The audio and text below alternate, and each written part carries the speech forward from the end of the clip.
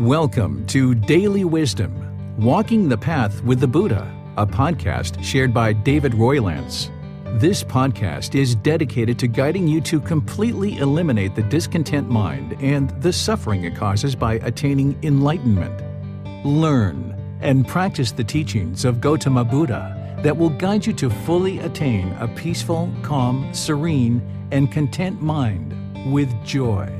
To support this podcast, visit patreon.com/support Buddha or visit buddhadailywisdom.com, where you will discover a full range of courses, retreats, and online learning resources to assist you on the path to enlightenment. Now, here's our teacher to share more.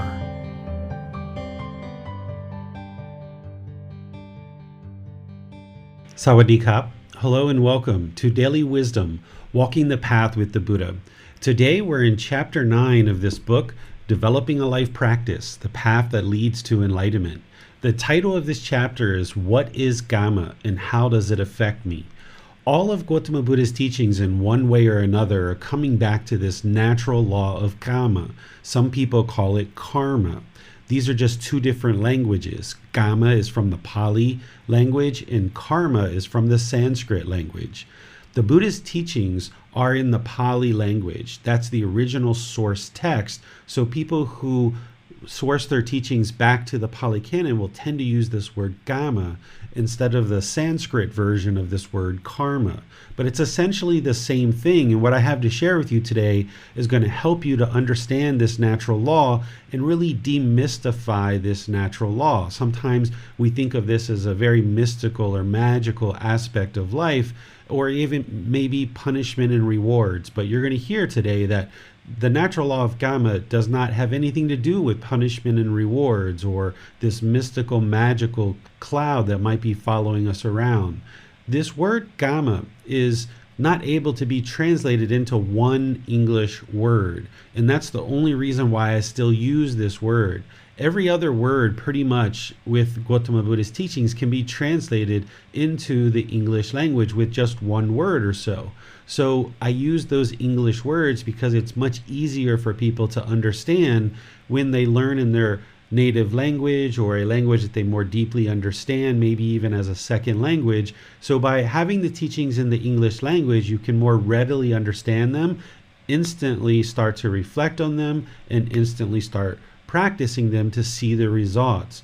But this word Kamma, it doesn't really translate into English with just one word. So we need to have many different words. We need to have a conversation today, a real discussion about what is Kamma and how does it affect you. Because in order to progress on this path and awaken the mind, you would need to understand what is this natural law and what is Kamma. When we talk about awakening the mind, what we're doing is we're awakening to wisdom. We're gaining this wisdom to awaken the mind. It's wisdom that awakens the mind. And I talk about how we're awakening to these natural laws of existence. Well, in the real core of that is this natural law of Kamma. What the mind is awakening to, what the mind is gaining wisdom about through walking this path to enlightenment is this natural law of Kamma. So even though it's here in chapter 9 of the book, we've really been talking about the natural law of Kamma all the way throughout this program. And anytime you learn about the Buddha's teachings and even other teachings like Jesus Christ and others, they're talking about this natural law of Kamma. Jesus Christ talked about you reap what you sow. This is the natural law of Kamma. So as we talk today, you can keep in mind that this word that I'm using, while it's not necessarily one that is native to the English language, it is something that needs to be deeply understood and discussed, and your mind needs to awaken to this wisdom in order to walk this path to enlightenment. And in order to awaken to this wisdom and gain this wisdom, you need to make sure you're not believing anything related to the Buddha's teachings or anything that I discuss. So when we talk about this natural law of Kamma, you're not working to believe the natural law of Kamma, because belief actually doesn't even take any work. Belief just means, okay, I learned that stuff and okay, yeah, I will just believe it. But when you learn something, you reflect on it and you practice it and you independently verify the truth, this takes real work. And in order to progress on this path to enlightenment, you need to apply effort and energy. You need to do the work in order to be able to see the truth. And when you do that work to see the truth, then you have this wisdom, and the mind becomes unshakable because you know without a shadow of a doubt what is true and what is false. When we operate through belief, we don't know what's true or false. This is why the mind can still be shaken up and it becomes discontent, because the mind doesn't know what's true or false. It's just believing something. But when you approach this path through the understanding that you need to gain wisdom, and in order to do that, you need to learn, reflect, and practice in order to independently discover the truth. And through seeing the truth with your own eyes, then you have wisdom, and you're willing to do that work. Now you know the truth. You've seen it with your own eyes, and nobody can shake you off of that truth. You know it for sure, and that's why the mind can become very steady, stable, and content through walking this path, because your mind has awakened to these natural laws, specifically the natural law of Kamma. So thank you all for joining for today's class, because as we progress here, I'm going to be sharing various aspects of this natural law of Kamma and helping you to understand this through learning. But then you're going to need to do the work to reflect and to practice so that you can see the truth. And while we're talking about this in chapter 9, it's important to understand everything that we've been talking about, whether it's the 3 universal truths, the 4 noble truths, the Eightfold Path, the 5 precepts, and all the other things we've been talking about, in one way or another, come back to the natural law of Kamma. Even the 3 poisons that we talked about last week, you'll see is very crucial before we talk about the natural law of Kamma. All these things needed to be shared with you in order to get you to the point where you're ready to really have this in-depth discussion about the natural law of Kamma. And then going forward, as we talk in additional chapters going forward in this program and in this book, they're all going to be exposing you to this natural law of Kamma. What the Buddha's teachings are doing is kind of like pulling back this sheet or pulling back this blanket slowly but surely and exposing to you more and more of this natural law. Because once you understand the wisdom of this natural law and how it functions in the world, now you can make decisions based on the wisdom of that natural law. That's the beauty. That's where the mind is in the darkness and it's unawakened, and we make decisions without knowledge of this natural law. And that's why things sometimes blow up in our face, or we struggle, or we have difficulties. It feels like we're walking through the mud sometimes when we're trying to make decisions in the world, because we don't understand the wisdom of this natural law. But once you start learning the wisdom of this natural law and you start pulling back the covers and getting more and more exposed to it, and you independently see the truth for yourself, now with that wisdom, you can start making wiser and wiser and wiser choices that lead to more and more wholesome outcomes in your life. And that's where life becomes really quite enjoyable, because instead of struggling through life, not understanding these natural laws, you actually have the wisdom of these natural laws, and now you can make decisions in line with these natural laws. And that's the real beauty of how the mind awakens, and then it no longer struggles and have difficulties in the world, because you understand this natural law and you make decisions based on the wisdom that you've acquired through this natural law. So let's go ahead and talk about this. And as we go, of course, there's going to be opportunities for questions, and I'll discuss how you can do that as we get going here. But first, let's just talk about generally what is Kamma, just more kind of generally. We'll kind of talk about it and kind of get acquainted with this natural law before we go into some of the details of this natural law. The first thing to understand is that it's a natural law that exists, and it's functioning all the time in every moment. The Buddha's teachings come back to this natural law in one way or another. It's always functioning, whether you're aware of this natural law or not, whether you have discovered this natural law or not, whether you're a human being, whether you're an animal, or some other being, this natural law is always there. It's always functioning. Whether you're in a good mood or whether you're in a bad mood, whether you're thinking about the natural law of Kamma or you understand the natural law of Kamma or not, it's always functioning. It's kind of like gravity. If you think about the natural law of gravity, when you were growing up as an infant or a toddler, When you were 1, 2, 3 years old, you didn't know anything about the natural law of gravity. You had no idea what the natural law of gravity is, but it still affected you, didn't it? If you put your toys in the wrong place and they fell down and broke, hey, there's the natural law. It affected you. You had no idea what it was, but it still affected you. If you stood up and your shoes were untied or your legs weren't stable, you would fall right back down on the floor. At 2 years old, 3 years old, 6 years old, you didn't really understand the natural law of gravity. You just understood that, wow, when I stand up and I step on that string coming out of my shoe, I fall down and that hurts and I don't like that. And the mind then cries because it feels this pain, right? The mind is struggling. It's having these difficulties because it doesn't understand this natural law of gravity. The mind doesn't understand what it doesn't understand. But then gradually, over time, as we became 6 years old, 8 years old, 12 years old, 16 years old, our mind awakened. We gained this wisdom of this natural law of gravity. And as we gained this wisdom of this natural law, life became easier. We started learning, like, be sure you tie your shoes every single time and make sure they're nice and tight. We learned to stand up on our feet and be really stable in our legs before we start walking. We learn to look down at the sidewalk and look for uneven surfaces and be aware that we walk more sure-footedly when we're in unstable areas. We learned various things about this natural law of gravity to the point where now, as we age, we're able to roam around this world and travel anywhere we like. Even with riding a bicycle, we learned how to ride a bicycle and kind of make wise decisions about this natural law of gravity. And there's certain things that we will do and we know, like, oh, that's safe.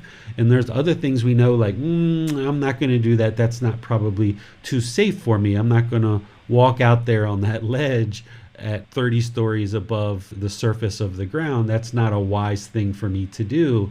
So with this wisdom and awakening to this natural law of gravity, we now make better choices in the world, and we don't struggle with the natural law of gravity because we've pretty much mastered that. But think about how many years it took us to get to that point. It took us until we were 12, 14, 16, 18 years old before we truly were making wise decisions in every single situation where we no longer fell down and hurt ourselves as children growing up. Well, this natural law of Kamma is the same way. It's going to affect us whether we know about it or not. And as we age and as we have these different experiences and we understand this natural law, the more we understand it, we can make wiser decisions based on this natural law of Kamma that everything the Buddha taught comes back to. Essentially, what the natural law of Kamma is this cause and effect, or this action and result. It's the results of your decisions. So there's some cause, there's some decision that we make, and then there's a certain effect or a result or a consequence. So even though we use this word Kamma, which isn't part of the English language, if I was going to translate that, I would say Kamma is the results of your decisions. That's your Kamma. So when we do wholesome things, when we make wise decisions, we're going to have wholesome results. When we make unwise, unwholesome decisions, we're going to have unwholesome results.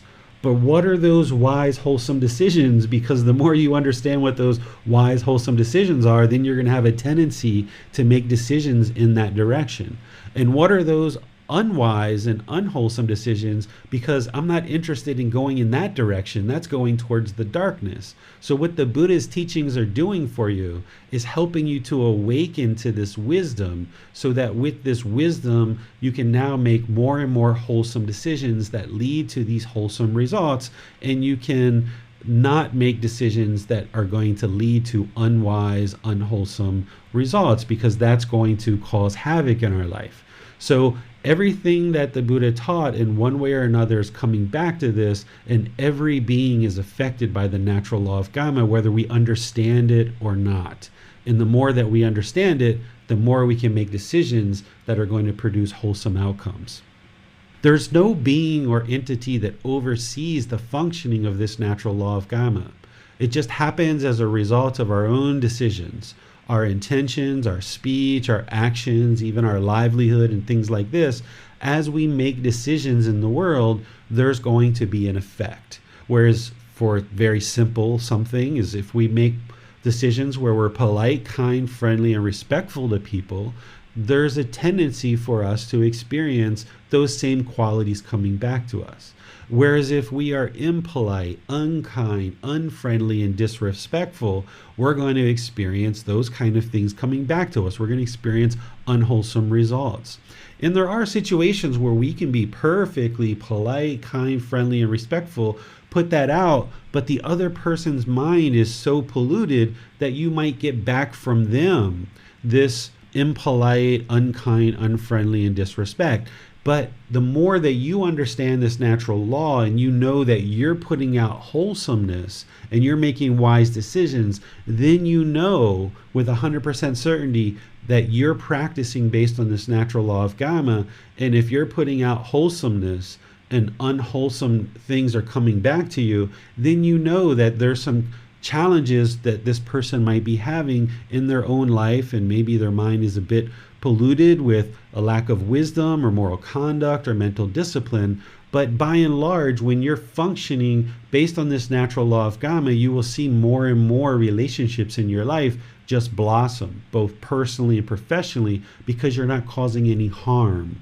When we cause harm and we put harm out through our intention, speech, and actions, that harm is going to come back to us. But when we put out wholesomeness, this polite, kind, friendly respectfulness through our intention, speech, and actions, then that's what will come back to us. So there's no being or entity that's dishing out these punishments and rewards as we go through life. It's just this cause and effect. It's almost like dominoes, that if you lined up a bunch of dominoes and you pushed one forward, well, then it's going to put pressure on the other one, and that's going to push forward. And then that's going to put pressure on the next one, and it's going to push forward. And there's these sequence of events that are going to happen based on the cause or based on the action. And then we see some sort of effect or some kind of result. So if there's any punishment or rewards, it's not being dished out by any particular being or any particular entity. If there are any punishment or rewards, we're essentially doing it to ourselves.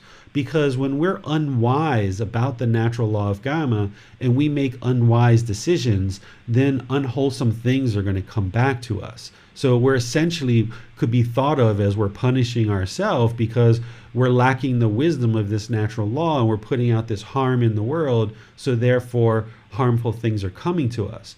But by us making the decision to investigate these teachings, taking the effort and energy to do so, and now when we learn this wisdom, we can make wise decisions, and now wholesome things are going to be happening for us, and we'll see more and more improvements in our life because we actually have free will and we have the ability to make wise decisions that lead to wholesome results. So we're not being controlled by any particular entity, and there's no entity that's dishing out punishment and rewards. It's all about our own personal decisions, our own free will decisions that are leading to some sort of result.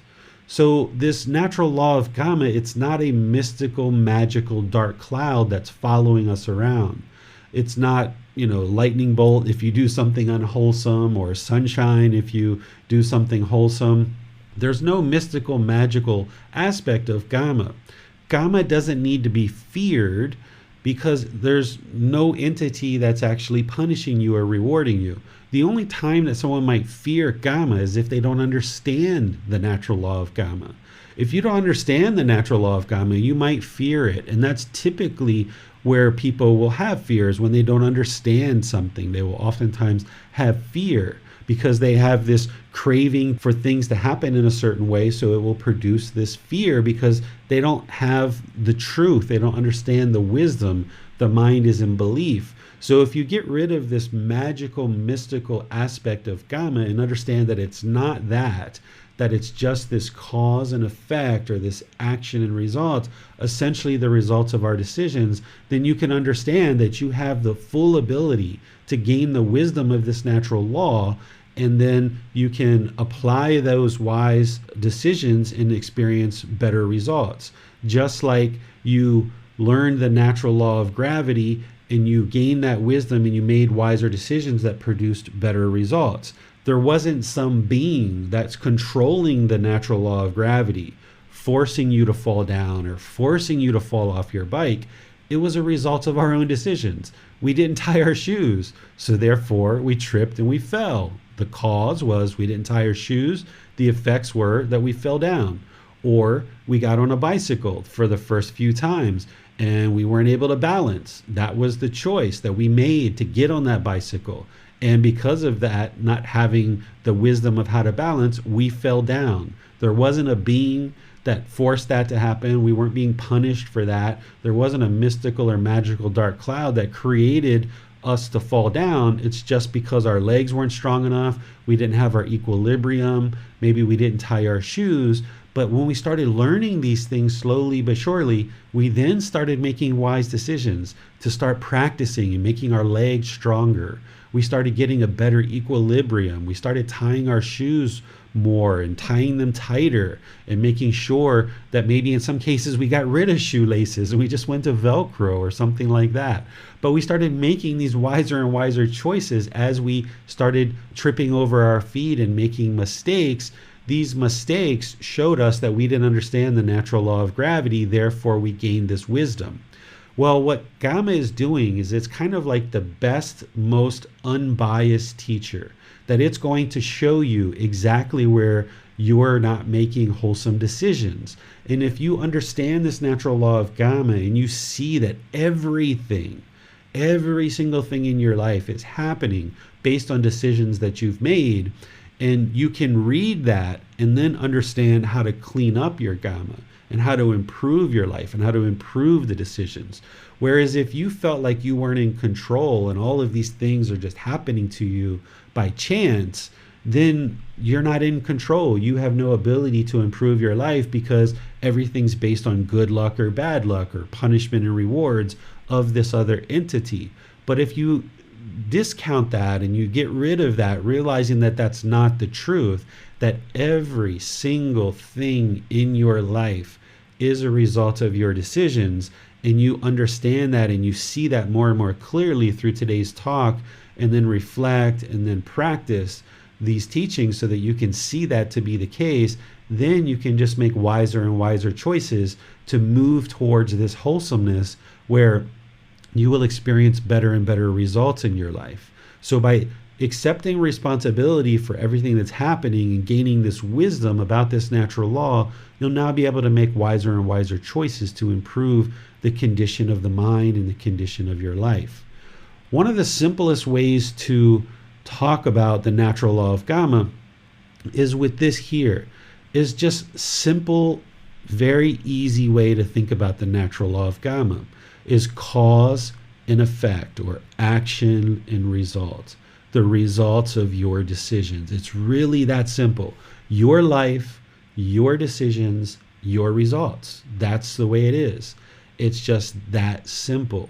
And when you understand this and you can see it with 100% clarity, then, like I mentioned, you can start being empowered to now gain the wisdom of this natural law, making wiser and wiser decisions that lead to more wholesome outcomes.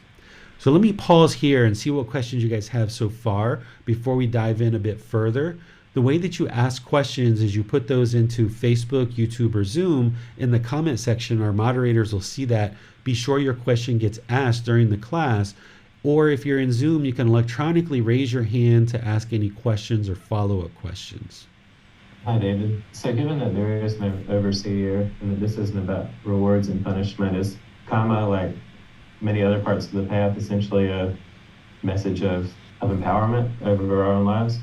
It's a message of empowerment or a message of self-responsibility, even though there is no self there, as we talk about with the universal truth of non-self, but it's self-accountability, it's self-responsibility. Everything that we do leads to some result. It's our decisions. If we just take something simple, if we ate potato chips and pizza and other type of food that maybe isn't so healthy for us, if that's all we ever ate in our life, snack cakes and cupcakes and chocolates, and these things are great. We can eat these, on occasion, but if we just always ate this food and we never ate any rice or potatoes or vegetables or things like this, Well, the result of our decisions is that we're probably going to be overweight.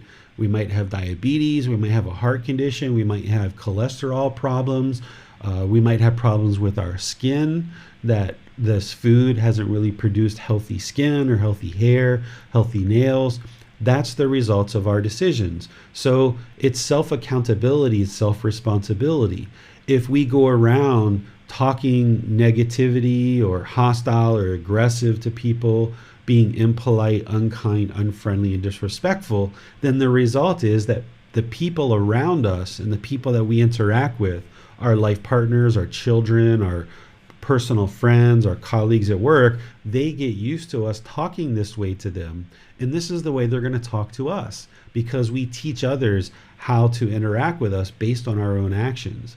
Based on our own intention, speech, and actions, people are learning from us every moment how we interact in the world, and then they're going to interact with us in that same exact way. So this is self-responsibility, self-accountability. You can think of it as empowering as well, because once you realize that everything in your life is a result of your decisions, then it's just a matter of learning this natural law, gaining this wisdom, and making wiser and wiser choices in the world.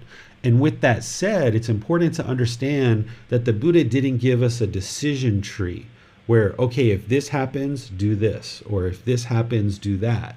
That's not what he did. Instead, he's providing this general guidance, helping us to understand this path, awaken to this wisdom. And that's where I say oftentimes in any one given situation, there's kind of 10 million right answers. Practically, there probably isn't 10 million right answers, but I say that in terms of essentially helping you to see that there's always more than just one right answer in any given situation. And the more wisdom that you have about this natural law, that's where your personality and your character and your wisdom, your wise decision making can come through. And then with that empowerment, with that self-responsibility, that self-accountability, knowing that anything you put out is going to come back to you, now with this wisdom of this natural law, you're going to make wiser and wiser choices to put out wholesomeness into the world, because you're not interested in punishing yourself by putting out unwholesome and unwise decisions. In addition to coming back to us towards actions, can karma also be returned to us toward feelings, such as a feeling of guilt, for instance? Absolutely. Discontentedness is one of the best indicators that there's craving, desire, attachment there, and that's part of our karma. If you currently are experiencing discontentedness, that's because the mind has craving, desire, attachment. You haven't yet learned the wisdom of how to liberate the mind from craving, desire, attachment. Therefore, this discontentedness that's coming back to you is based on craving. And this craving is producing this discontentedness, and that's an indication. That's a red light on your dashboard of your car alerting you to, hey, you've got some things to look at here. This is what I talked about with that unbiased teacher, that helps you to see that, yeah, you've got some challenges here to work out, and you should investigate this. Or if you have a relationship with a life partner or an ex-life partner, and you observe that there's a lot of hostility in the relationship, well, that's a result of your decisions. That's the result of you choosing that individual. That's a result of you having a certain type of relationship with that individual. And that's the result of your decisions, that there's this now hostile relationship. But the beauty is that this is all impermanent. That's why the first universal truth is all about impermanence. Because if you understand impermanence and you realize, whoa, I do have a lot of hostility and aggression around me, and I don't really like this. And now that I'm learning about the natural law of Kamma, I can clean this up. And that's what we're going to talk about towards the end of our talk today. Is once I teach you about the natural law of Kamma, I'm going to teach you how to clean up your Kamma so that you can improve your relationships. And while in the past you might have functioned in one way and you're experiencing a certain amount of hostility and aggression around you based on your own decisions, now with this wisdom, you can now make wiser decisions and lead to more wholesome results by cleaning up your Kamma. So even when we're experiencing discontentedness, that's impermanent. Even when we're experiencing hostility or aggression in our relationships or whatever we're experiencing in life, this is all impermanent. So we have the ability to improve our condition of our mind and the condition of our life because of this universal truth of impermanence. While the mind oftentimes doesn't like impermanence, right? The unenlightened mind does not like impermanence. It craves for things to be permanent. One of the things that I share with people, once you learn the universal truth of impermanence, you can actually embrace it and actually use it to your advantage.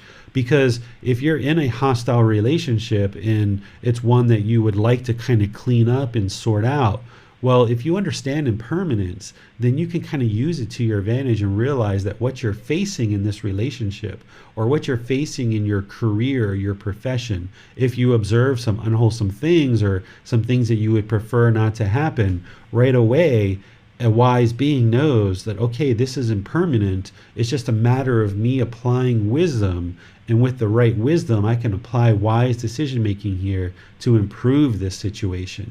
And that's where the real empowerment comes in that you're talking about, James. Thank you, David. Let's go to Basim now. Thanks, James. I have a question from Quarantine. What if one go through a very difficult situation as violence from someone or parents?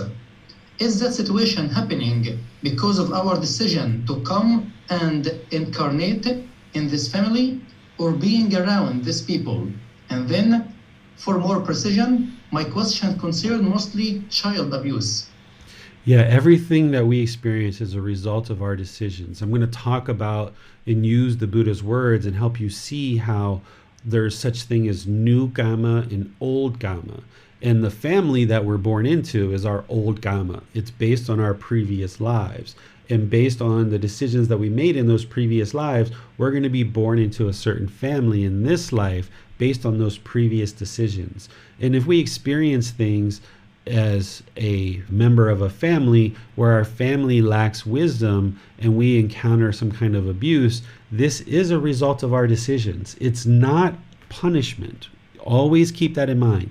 It's not punishment. It doesn't mean that you deserve this abuse. That's not what the Natural Law of Kamma is saying at all. But as a result of our decisions from our past lives, we were born into a family that lacks wisdom and moral conduct and mental discipline. Therefore, at age 5 or 8 or 10 or 12 or what have you, we experience some sort of aggression or hostility or abuse. And this doesn't mean we deserve it. This is not punishment for the decisions we made. It's just that as a result of our decisions that we didn't attain enlightenment in our last life, we are experiencing a new rebirth.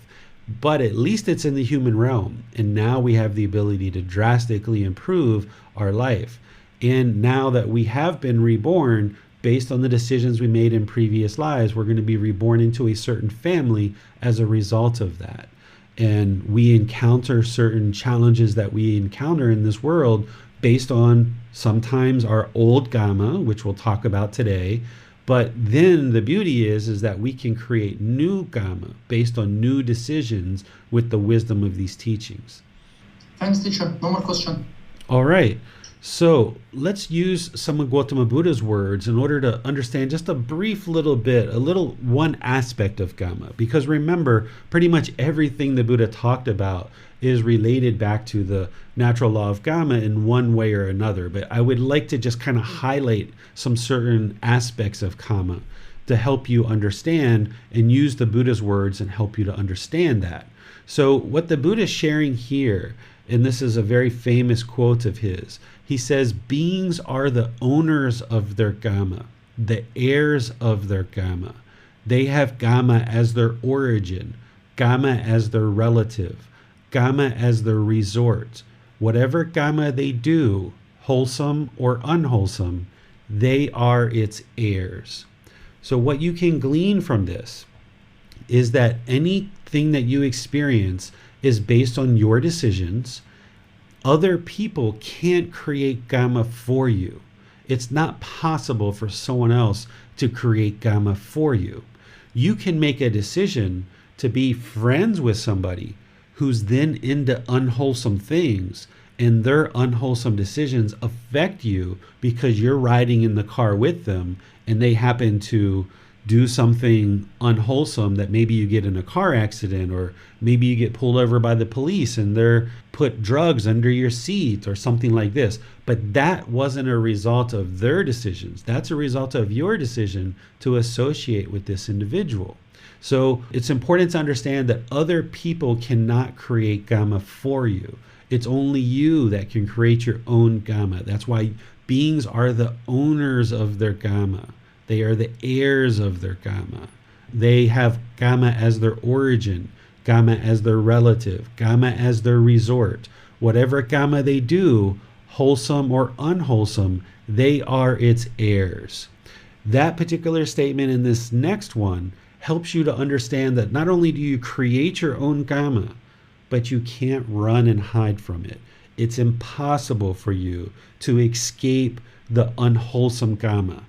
And it's also impossible for you to not experience wholesome results when you learn the wisdom of these teachings and you put out wholesomeness into the world. It would be impossible for you to continue to do all these wholesome things and make all these wholesome decisions and not experience the wholesome results of those. So when we do wholesome things, we will experience the results of those wholesome things. And when we do unwholesome things, we will experience the results of those. But the goal is to gain more and more wisdom of these wholesome and unwholesome things so that we can make decisions towards the wholesomeness, walking towards the light, and we can leave the unwholesome and the darkness behind. So not only do you understand in this first statement that you're the only one that can make Kamma for yourself, you're the only one that can create it, but you can't run and hide from it either. And that's what this second statement is helping you to see too. The Buddha says, the result of Kamma, I say, is threefold: to be experienced in this very life, or in the next rebirth, or on some subsequent occasion. So when we do certain things in this life, either wholesome or unwholesome, we are going to experience the results of those in this life, or in our next rebirth, or on some subsequent occasion, meaning we might be born 3, 4, 5, 10, 100, 500,000 times, in the future, and we will experience the results. We can't run or hide from our Kamma. So that's why it's really important to really clamp down on any unwise, unwholesome decisions, because anything that you put out in the world, you're going to experience the results of that. And that's why it's really important to build this wisdom so that you gain the wisdom of this natural law and you can produce more and more wise decisions leading to wholesome results and clean up your life, or clean up the results that you experience in this life. There's essentially 4 types of Kamma that you need to understand in order to progress on this path and to really experience enlightenment. There's wholesome Kamma and unwholesome Kamma. There's old Kamma and there's new Kamma. So we're going to talk about these and be sure that we use some examples to help you understand these. And I'll pause to see what questions you guys have before we move on from here. So there's this wholesome and unwholesome Kamma. The wholesome Kamma is going to be based in harmless actions, or harmless speech, or harmless intentions. And I'm going to explain some more detail about this, but just generally think about harmlessness. If we have that right intention, that second step of the Eightfold Path, where the Buddha teaches to have the thought or the thinking or the intention of harmlessness, that's why that's there, is that if you have the intention of harmlessness and you're not interested in harming other beings, even this being that you currently inhabit, this physical body or this mind, if you practice in a way that you're not interested in causing harm, then that's going to lead to wholesome results. Whereas if we practice in a way that we're interested in causing harm, being harmful, that's going to lead to unwholesome results. So for example, let's just take something simple. If we're interested in harmlessness as it relates to our own physical body, then we would be sure that we're eating foods that are healthy and wholesome for us, and making sure that we make a habit of eating good, wholesome, quality foods. And of course, we're going to have chocolate, we're going to have ice cream, we're going to have other foods every once in a while if we like. Some people do that, some people don't. But if you do, you might do that occasionally. But if you do that continuously and on an ongoing basis, then we're going to experience the results of those decisions. Because if we know that food is bad for us and we continue to eat it, then we know that we're causing harm to this physical body, and we shouldn't be making those choices. Those are unwise, unwholesome decisions that are going to lead to unwholesome results. So by us improving our interest and our intention to only practice harmlessness as it relates to our own physical body, not only will we maybe clean up our diet a bit and kind of look to eat a little bit healthier food with occasional treats here and there, we might also choose to eliminate something like substances that cause heedlessness. Where if we understand that substances that cause heedlessness are creating this deluded mind where we can't have awareness of mind, and it lacks attention or alertness, and our mind becomes careless and thoughtless, then if we're going to make a wholesome decision that leads to harmlessness of this being and others, then a wholesome decision would be, okay, let's not take substances that cause heedlessness, for example. Whereas if we do take those substances and we experience headaches or dehydration, or we throw up and vomit if we have too much of that, or we lay in bed all day because we have a headache from taking substances that cause heedlessness, or if we start having trouble in our personal and professional relationships because we end up going to these substances so frequently that it affects our personal and professional relationships, well, that's the unwholesome decision. That's a harmful decision, that we start to indulge in these substances that cause heedlessness, and now they start diluting the mind, where our mind doesn't have this attentiveness, this alertness, this attentive mind. So therefore we start wreaking havoc in our life by making unwise decisions in our personal and professional life, and then we experience the results of that. So these are just some very simple examples. The Buddha's teachings, as it relates to the 5 precepts, he's helping you to understand wholesome kamma and unwholesome kamma. When he talks about living compassionately, trembling for the welfare of all living beings, essentially refraining from killing, he knows that that is going to produce a certain amount of hate or ill will in the mind, and that has to reside there in order for someone to kill. So he's guiding you. Hey, you would be wise not to kill other beings and live compassionately for other beings. He teaches about not stealing and not taking what is not given and accepting what is given, and going into all the detail about not stealing and so forth like that. Well, that's all there to help you see the wholesomeness and how to not cause harm through our bodily actions. The same thing with sexual contact. That 3rd precept is exposing you to how you can have sexual contact in a wholesome way, and the types of things that would lead to harm or unwholesome kamma. Same thing with our speech. That 4th precept, he talks about lying or false speech or idle chatter and frivolous speech and things like that, because there he's pointing you and guiding you and showing you how you can make wise decisions to produce wholesome kamma.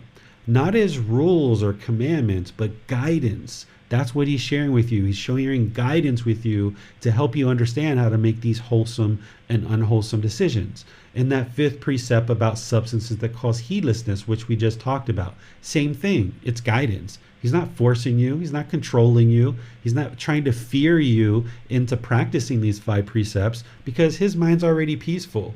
He's just saying, hey, if you're interested in experiencing the same peaceful mind, the same peaceful life, here's the way to do that. And here's the path to do that.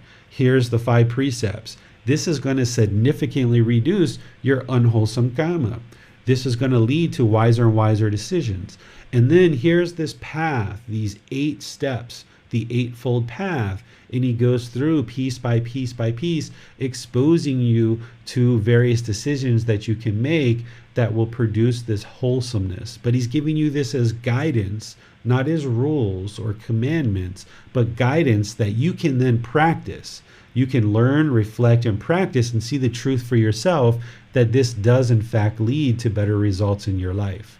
So always think about how to not cause harm to other beings, and that is going to produce wholesome kamma. Whereas if you're being harmful, that's going to produce unwholesome kamma. And we're going to get into those two in more detail here in a minute.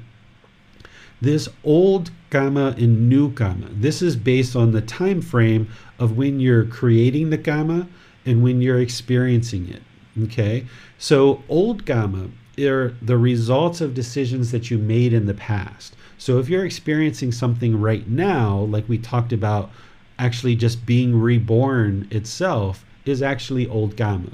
That because in our previous lives we did not experience enlightenment and we didn't attain that, then the decisions in those previous lives, we're experiencing the results of that now in this life. That's our old kamma.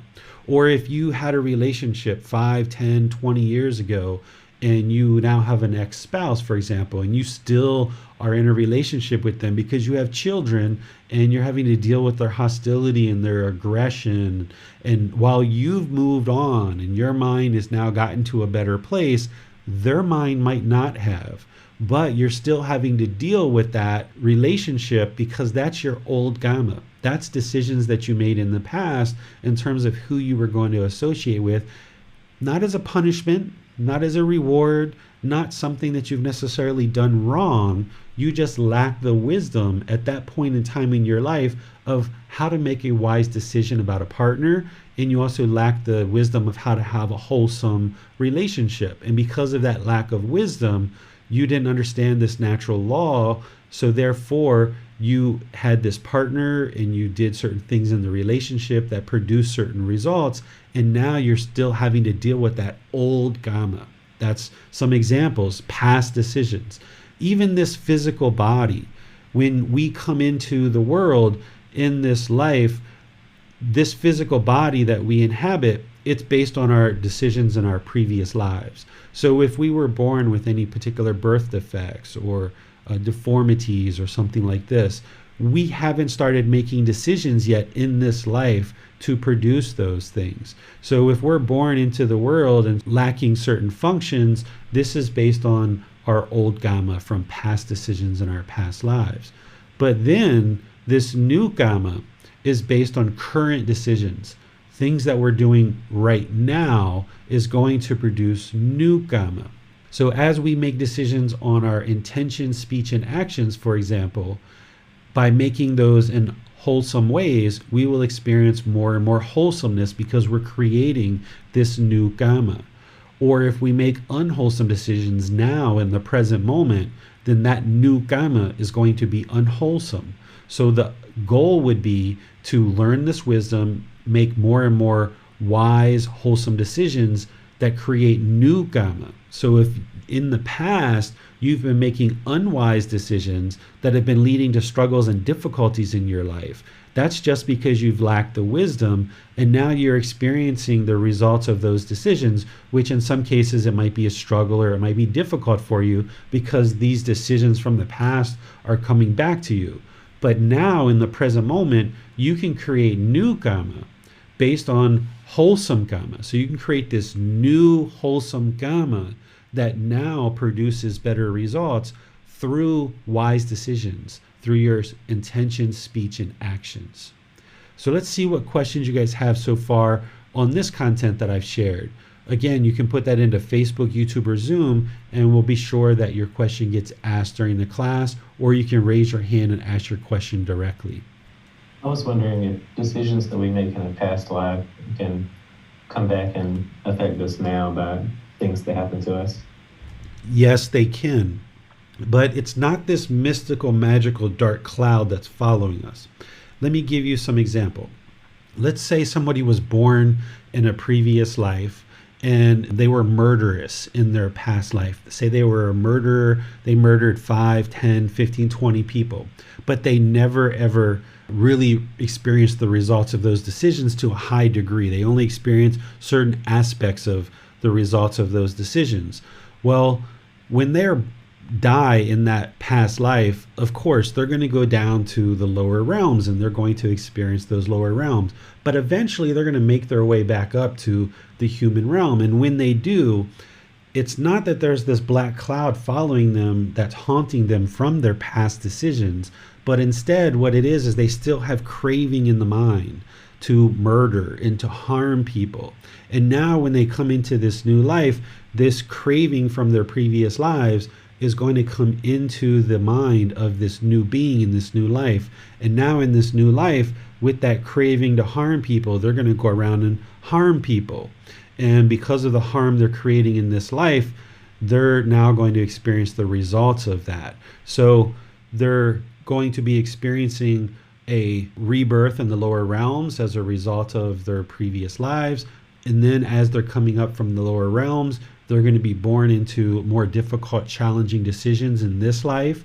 And then being born into more difficult, more challenging decisions in this life, that craving that they still have in the mind is going to produce unwholesome results in this life based on decisions that they're making in this life as well. We have a question from Adrian. So if we have experienced abuse, it's what we do with that experience or wisdom that generates our karma? Yes, the abuse itself is our karma. It's, remember, not punishment. We don't deserve this abuse, but it's just a result of our decisions. But then once you experience certain aspects of life, yes, from that point, now you realize, whoa, I'm in an abusive relationship here. Now what should I do in order to improve this and resolve this and move past it? So our karma is that unbiased teacher, the results of our decisions. If we made a decision to be with a certain partner, for example, and then we have this great relationship, 3 months, 6 months, a year, and then all of a sudden our partner starts getting into drugs and alcohol and they start becoming abusive to us. Well, if we stay in that relationship, that's a result of our decisions, and any abuse that we experience, that's a result of our decisions. Remember, we don't deserve it. It's not punishment. It's not that. It's that we're choosing to stay in that relationship knowing that this person is diving into drugs and alcohol, and now this abuse that comes to us is a result of our decisions. But once we see that, that is that unbiased teacher showing us, hey, you haven't made wise decisions here. Your partner is into substances that cause heedlessness. There's hostility and aggression that just keeps getting higher and higher. They're starting to abuse you. They're starting to do other unwholesome things. You would be wise to either resolve this and clean this up or move past this relationship and decide to move on. So the Buddha is not going to tell you whether you should end the relationship or stay in the relationship, but that karma that's coming back to you, the results of your decisions of seeing that abuse happen, from that point, then you can make wise decisions to move past this, either clean up the relationship or you may need to end the relationship and go forward. We have another question from Adrian. As a social worker, I have come across generation upon generation of abuse, neglect, addiction, etc. Under the law of karma, are we obligated to help others with karma? Or is the karma generated only connected by what we can do to help these people? You're never obligated to do anything. You're not required to do anything. But if you're in the role of a social worker, you've taken on the responsibility and decided that, okay, I'm going to help people who come to me with these social challenges. And the more that you understand the natural law of Kamma, the more that you actually will be able to help people, because the reason why people have these challenges where there's constant abuse and constant maybe drugs and substances that cause heedlessness and challenges in families is because they don't understand the natural law of Kamma. They're lacking the wisdom of this natural law. So if you've decided to be a social worker or you continue to do that, I think you're retired from that now. But if you were in that role currently, the more you understand the natural law of Kamma, you'd be able to kind of guide these people and help them see that the situations they find themselves in are a result of their decisions, and they can move beyond that and they can transcend that with wisdom. With the wisdom of this natural law, that's what allows us to make wiser and wiser decisions and move past it. So these generational problems that we experience, it's not that it's in our genes to be an alcoholic, for example. It's not that it's in our genes to be a certain way. What it is that our mind is being conditioned from being in a family that lacks wisdom. We see mom and dad arguing and being hostile. We see mom and dad using drugs and alcohol. So then as a child, that leaves a certain impression with us, and we choose those same choices because we lack the wisdom, because we didn't grow up with parents that understood this wisdom and that we shouldn't be doing those things. So it's not that it's in our genes to be an alcoholic, it's that our mind never gained the wisdom of how to deal with problems in a wholesome way. All we saw growing up was yelling and hollering and hostility. We saw that when people got angry, they throw things and they drink alcohol and they use drugs. So as a child, when we get older, that's what we end up doing. Where conversely, if we were in a family that understood this wisdom, that whenever there's a conflict or a challenge, we sit down, we talk, we discuss things as a family, we come to some resolution and some solution, then the child growing up learns this wisdom growing up. So now when they have a family and they get older, they have the skills and the wisdom because they've eradicated ignorance. They now have the wisdom to make wholesome decisions of how to conduct themselves in the world and have a family. They know not to revert to drugs and alcohol, for example. They know that hostility and aggression doesn't lead to anything wholesome, so therefore they'll make wiser choices in their own life. So this generational problems that we see, it's because we're part of a family unit that just lacks wisdom. And that's the beauty about where we are right now in our life, that if you're 20 years old, 30, 40, 50, 60, 80 years old, if you had a difficult and challenging upbringing where you didn't get the wisdom growing up, well, now later in life, knowing that, now you can do things like this, where you can join programs to learn about these natural laws, and you can gain this wisdom at 30, 50, 80 years old that you didn't gain when you were 5 years old or 10 years old. So we can improve the condition of the mind and the condition of our life, recognizing that we lack the wisdom from when we were growing up as children. Let's go to quarantine now. Hello, teacher. Hello, quarantine. So if one have created bad karma or unwholesome karma in previous life and is now in this life experiencing the result, unwholesome results, then is by practicing wholesome intention, speech, and action that he can clean his karma.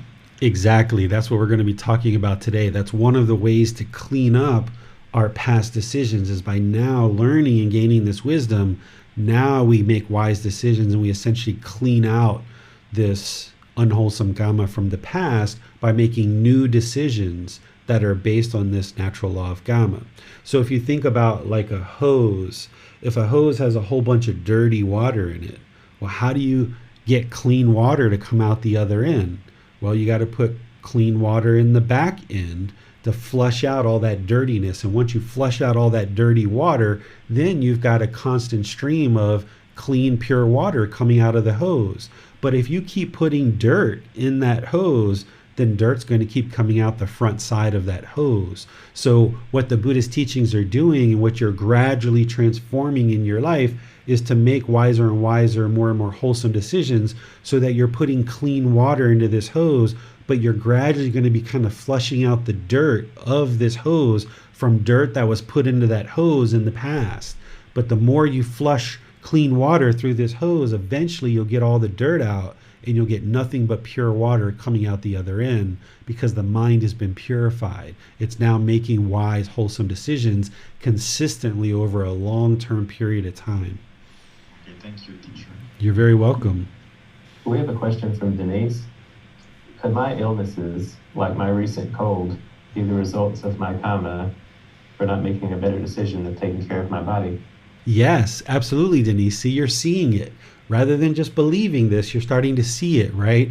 That by us making wiser decisions about our health and how we associate in the world, then we're going to experience different results. You know, with this COVID-19, this is why it's really important that we base our decisions based on what's going on with scientists and what the professionals and the experts are telling us. If they're sharing with us, hey, it's important to social distance, or it's important to wear a mask, or it's important to get a vaccine, or these kind of things, while we don't necessarily want to just run out and believe everybody about everything, we can kind of think this through.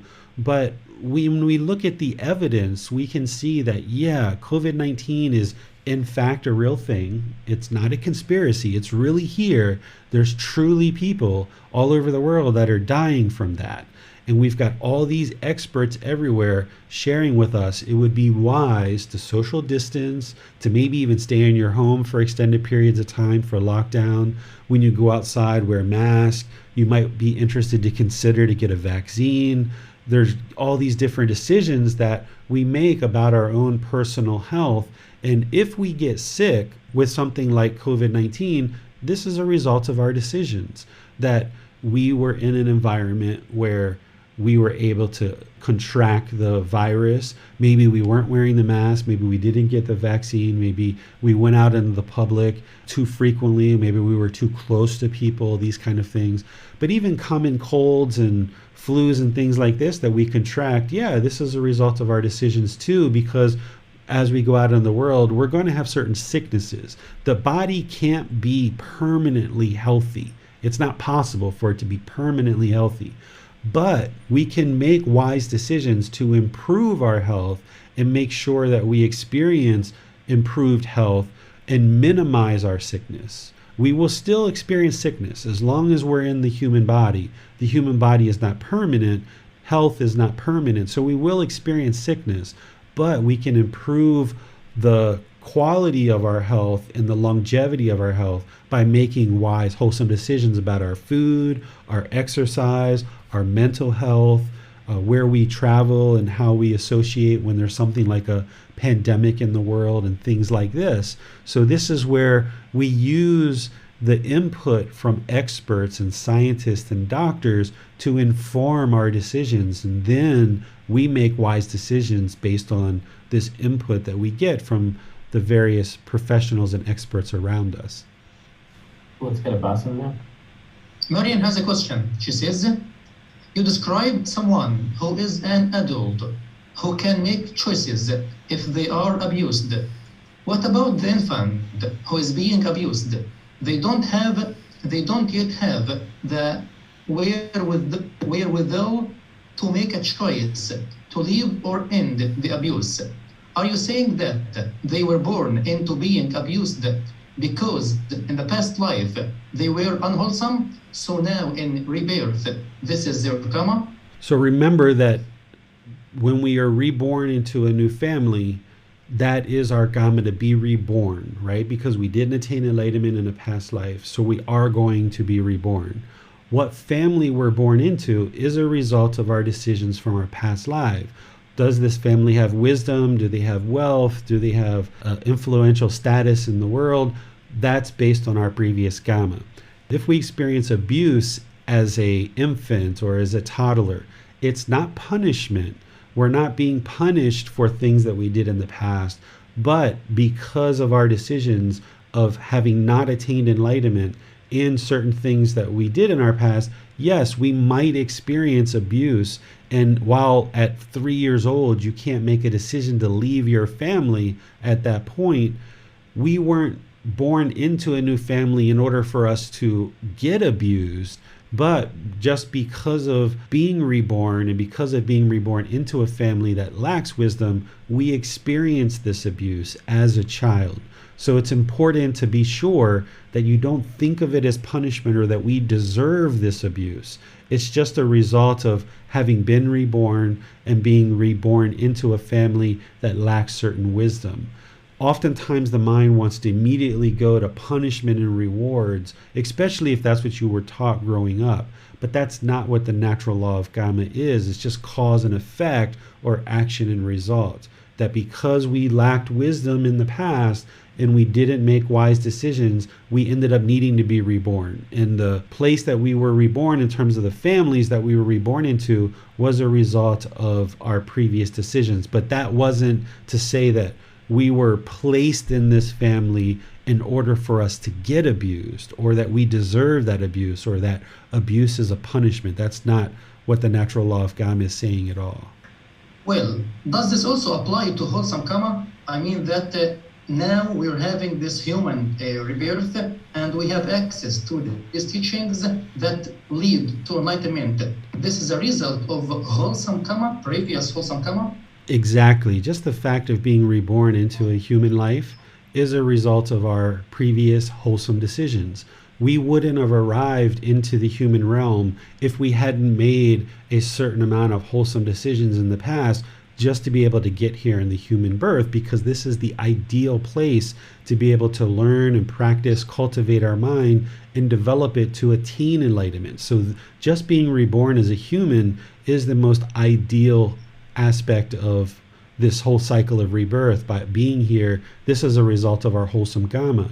And then now that you've found the Buddha's teachings and you have the ability to now learn them, to reflect on them, to practice them and improve the condition of your mind, this is a result of your decisions. This is cause and effect. These are all wholesome decisions. So every time you sit down to meditate and you experience the results of that decision, that your mind is more peaceful, it's more calm, it has less pollution, and therefore you experience better results that day and maybe for multiple days after that. As you build up your practice more and more in these teachings, this is a wholesome karma. This is a result of your decisions, that by learning this wisdom, it's producing more and more results. And I think when you see the next few things that I'm going to talk about, which we dive into what creates wholesome karma and what creates unwholesome karma, that a lot of these questions that you guys are coming up with, you'll understand a bit more. Thanks, teacher. No more question. All right.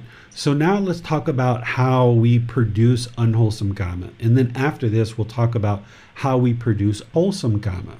Because all unwholesome karma comes to be created and originates in the world based on craving, anger, and ignorance, the unknowing of true reality.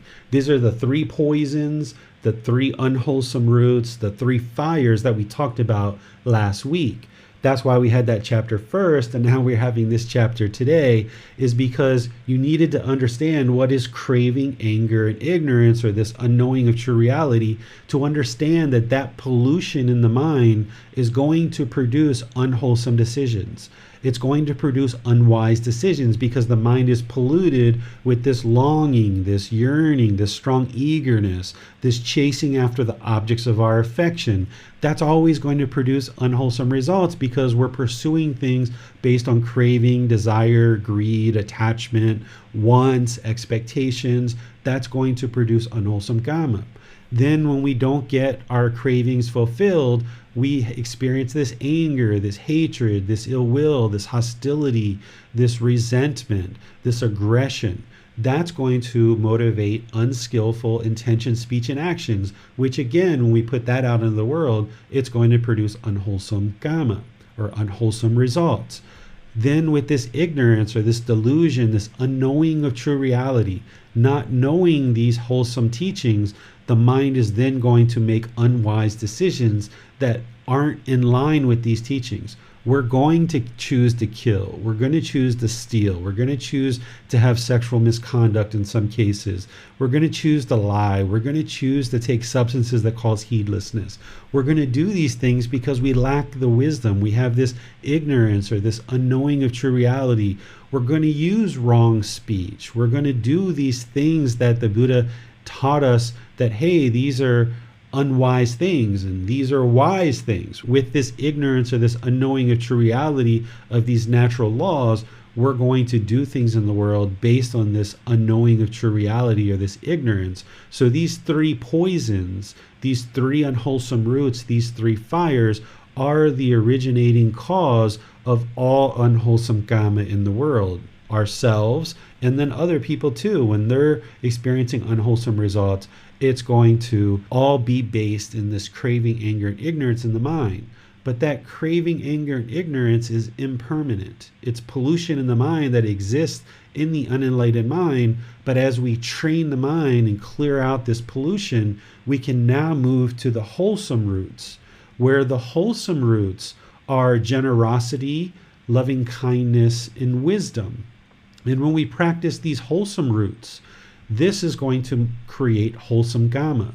So instead of having craving, where we want everything to be our way, we chase the objects of our affection, we have these selfish desires. Instead of that, we now transform the mind and start practicing generosity, where we're willing to give and share and help others with our time, effort, energy, and resources. And that is eliminating that selfishness, that craving, desire, attachment. By now practicing generosity, we transform the mind, and now our decisions are motivated out of generosity.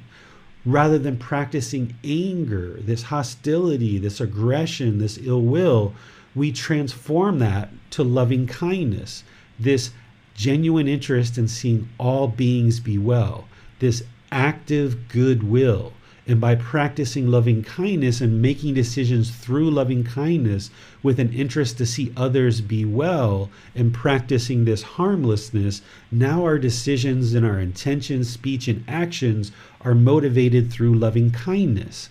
And then when we gain the wisdom of these teachings through learning, reflecting, and practicing them to see the truth, independent verification of these teachings, and then we gain that wisdom and we see it with our own eyes. Now with this wisdom of the things like the 3 universal truths, the 4 noble truths, the 8-fold path, the 5 precepts, the 3 poisons, the middle way, all the other things that we're going to be sharing in this program, with the knowledge and wisdom of this natural law of Kamma, we now have this wisdom that we start making decisions through wisdom, having eradicated more and more of this ignorance or the unknowing of this true reality.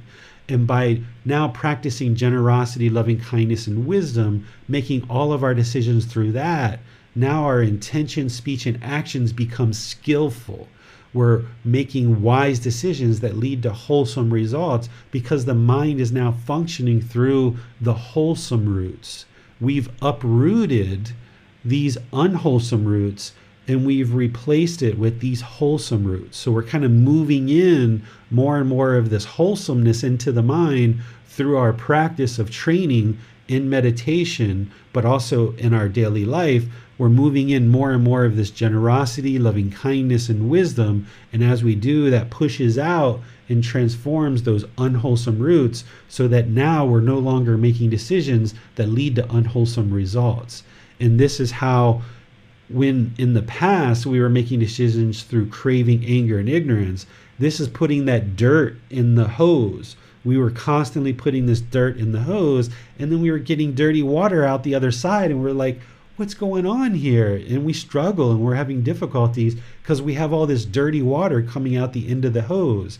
But now when you learn these teachings and you start learning how to practice them, you put generosity, loving kindness, and wisdom, you put this pure wholesomeness through this hose, and it starts kicking out this dirt and starts cleaning up this dirt out of the hose. And now we've got more and more pure water flowing through this hose. And now we're like, wow, look at all this clean water. Everything's been purified. We're making wiser decisions and we're seeing better results in our personal and professional relationships. And you'll see that kind of trickle effect where when you turn on the hose and it's like, and then you get a constant flow of water. You know, it's very rare that you turn on a hose and you just get one constant flow. It kind of has to spit and spit and spit. So as you're transforming your mind, where in the past you were just making decisions through craving, anger, and ignorance, and all this dirty water was coming out, now you start injecting this wholesome decisions, these wise decisions into this hose, and you start getting little spurts of dirt here and there, but you also see these little glimmers of hope. You see these little glimmers of wholesomeness for a couple of hours or a couple of days or a couple of weeks, and you observe like, wow, the relationships are going so much better and the mind is feeling better too after doing this work. And you might feel a few hours or a few weeks of wholesomeness and peacefulness, but then boom, here comes some more dirt based on decisions that you made in the past that you weren't making wise decisions there. And now you've got to clear this out and you've got to deal with this challenge now through these wholesome roots. Where in the past, where somebody was hostile and aggressive with you, you might have just been hostile and aggressive back because you were functioning through craving, anger, and ignorance. Where now you start to understand, okay, this person's being hostile and aggressive with me. It's not wise to be hostile and aggressive back because that's just putting harm out. And the more I argue with this person, the more hostility is going to come my way. Let me practice generosity, loving kindness, and wisdom. That might mean that you just ignore what's going on.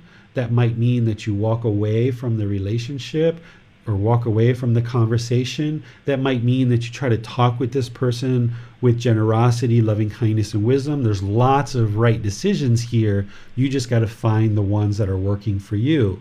But at least you know what the wrong decision would be, which would be to be hostile and aggressive back. That's not going to solve the problem when people are being hostile and aggressive with you. It's not going to solve the problem to be argumentative and hostile and aggressive back. So now you start transforming your behaviors and you start functioning with skillfulness. So this is how to eliminate unwholesome Kamma, which is essentially what we were just talking about. But a little bit more detail is it's the Eightfold Path that is going to help you understand the wholesome teachings of how to improve your life practice and generate wholesome Kamma. So in the past, where we were functioning through craving, anger, and ignorance, putting all this dirt into this hose, well, now what we do is we put all this wholesomeness into our life through practicing the Eightfold Path. Right view all the way through to right concentration. By us practicing all the steps of the Eightfold Path, which is right view, accepting that responsibility, seeing that we cause our own discontentedness, understanding that we can eliminate our discontentedness, understanding that the mind is craving permanence, and as long as it's craving permanence, it's going to keep causing itself discontentedness. Then understanding this right intention, practicing renunciation, practicing non-ill will, practicing harmlessness, practicing right speech, those 5 factors of well-spoken speech, speaking at the right time, what we say is true, speak gently, speak beneficially with a mind of loving kindness. Then we practice right action, not causing harm with our bodily actions. And the Buddha gave details on that. Cleaning up our livelihood and the way we sustain our life, ensuring that we're not practicing any of the wrong livelihoods. Then practicing the mental discipline of the Eightfold Path, that right effort, right mindfulness, right concentration, which includes meditation and doing that regularly, having awareness of mind or mindfulness throughout our day, applying right effort to eliminate unwholesome qualities and arise wholesome qualities. So there's this whole entire Eightfold Path that is helping us to understand how to develop a life practice that only produces wholesome Kamma. But we need to be doing that over an extended period of time in order to put more and more clean water into this hose and flush out all the old Kamma, all the old decisions that we made that put dirt into this hose. We got to flush all that out. And it's going to take a few years, or a year or 2 or 3 at least, to flush all that out and kind of clean up the relationships that we have around us, or maybe in some cases end our relationships with certain people, or maybe we need to change our job and move to another job if we're practicing wrong livelihood. We need to make these wise, gradual, consistent decisions on an ongoing basis to now clean up our life practice, putting more and more clean water into this hose. Through learning and practicing the Eightfold Path, we're producing only wholesome Kamma. The more that we bring our practice up to the Eightfold Path, we're putting more and more wholesomeness into our life practice, into our decisions, and into our relationships. And we essentially extinguish all of our unwholesome Kamma from the past. Any past decisions that we made, either in this life or previous lives, we can extinguish that in this life and get to the point where we have nothing but clean water coming out of the other end of the hose. But in order to do that, we have to make sure we deeply understand this Eightfold Path and practice it consistently. As we're cleaning up our Kamma with more consistent, wise, wholesome decisions, there's going to be relationships that we are dedicated to, and we know that this relationship is one that we would like to clean up, we would like to improve, we would like to see it get on better footing. And we will apply effort and energy to bring that relationship to a better, more stable platform, a better foundation. And we'll gradually improve that relationship. And then there's other relationships in our life that we might realize that they're so toxic and there's so much pollution there, both from yourself and the other person, that it's almost impossible to clean this up because maybe the other person isn't ready to do that, or maybe you're not prepared to do that. Maybe it's not a significant enough relationship for you to even take the time, effort, and energy to do that. It might be better to just move on from the relationship and not look back, and just kind of go forward, learning the things that you learn, and now with this new wisdom, just go forward in life. And this is how you clean up your karma. Because situations like if you have children, these are long-term relationships that you're probably going to be involved in their life for an extended period of time. Well, if in the past you've lacked the wisdom of these teachings and you've made decisions that have led to a challenging relationship, well, now that you're getting this wisdom, you're not going to just probably cut off your children and kind of leave them and walk away from them. Although some people, do choose to do that, and that's their choice. But most likely what you would like to do is try to apply this wisdom as a way of cleaning up your relationship with your children. Or if you have a certain life partner that sometimes things are good with you guys, sometimes things are a bit challenging, maybe this is a relationship you'd like to dedicate some time, effort, and energy to clean up and to improve. Or maybe with your parents or some siblings or things like this. But then there's going to be these other relationships that could actually be maybe a life partner, or maybe just a friend or an acquaintance that you've been around. And every time you're around this person, there's always hostility, there's always aggression, it's always a struggle. You have trouble understanding them, they have trouble understanding you. There's just fights and arguments, and it's been that way consistently for a really long period of time. You might decide, you know what, it's probably better if I just move on from this. Maybe it's a boyfriend, maybe it's a girlfriend, maybe it is a life partner. Maybe now is a time where you feel like, okay, there's been enough effort here and it makes sense for me to move on from this relationship. That's where you have to decide. The Buddha's not going to tell you, and I'm not going to tell you, whether you should keep a relationship or end a relationship, because that's a decision that you have to make based on your own decisions. But what you can do now is, as you learn and practice this Eightfold Path more and more, you can practice this in the relationships that you have, both personally and professionally, and see what kind of results you can experience and see how this might clean up the relationship. You're not trying to change the behavior of the other person. Instead, you're improving your conduct. You're improving your intentions, your speech, your action. And by you doing that over a consistent long-term period, you might notice that the other people around you start to choose to function differently. But that's their choice. It's not that you're trying to change them, but instead you're focusing on your own practice. And by you improving your practice, that now when you start practicing right speech, you might notice 6 months or a year into that, your relationships start to gradually change. So in your life, if you've kind of got this log jam where everything's kind of bound up, and you take this log of hostility and aggression out of the equation, now the logs might flow a little bit better. And now you take this wrong speech out, and now the logs flow a little bit better. Or you take this wrong intention or this wrong actions, you maybe improve your conduct in terms of the 5 precepts. If you haven't been practicing the 5 precepts very closely, you improve your practice of those, and now all these logs start to flow a bit better in your life. So there's going to be some relationships where you need to clean those up, and you're dedicated to doing that, and maybe even the other person's interested in doing that too, and maybe they're not. But you're really dedicated to seeing this through and maybe seeing if you can create some improved results here. In other relationships, it might just be wiser to just kind of move on. And that's a decision that you'll have to make. I can provide you guidance and thoughts and things to think about, but I won't tell you whether to surely end a relationship or surely keep a relationship, because that's a decision that you have to make. I would just give you things to think about and consider as part of your journey on this path. So let's see what questions you guys have here, and then we're going to talk about the laws of society and how the legal system and justice system kind of affects our lives as well as part of this natural law of Kamma. Let's start off with a question from Adrian. Are doing things like apologizing or doing restitution helpful in eliminating bad karma or generating good karma?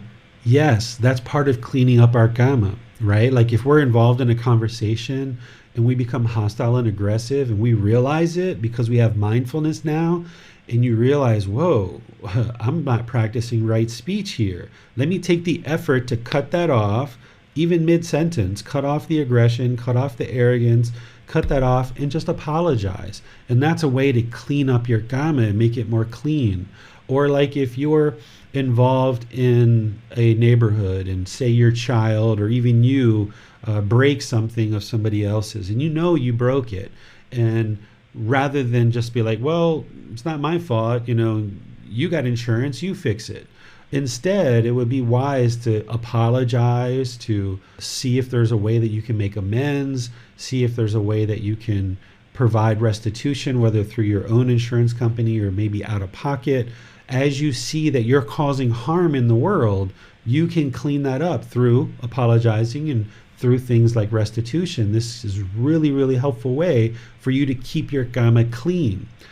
Bailan, when he was in his other school, we moved him to a new school this year, but there were some challenges that he was having in first and second grade, and even had some in pre-K as well, where there was like a little girl one time that he bit her finger, and there was another situation where he did something else to somebody. I think he tried to kick some boy. He didn't actually make contact, but he tried to kick this boy.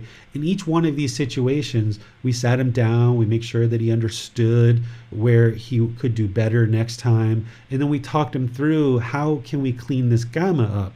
And we asked him, did you apologize yet? And he said, no, I didn't do that.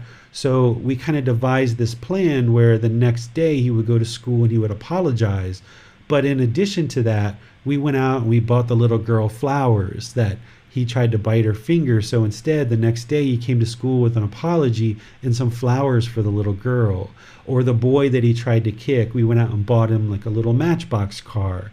And he went to school with an apology, and he gave this little boy a Matchbox car and apologized for trying to kick him.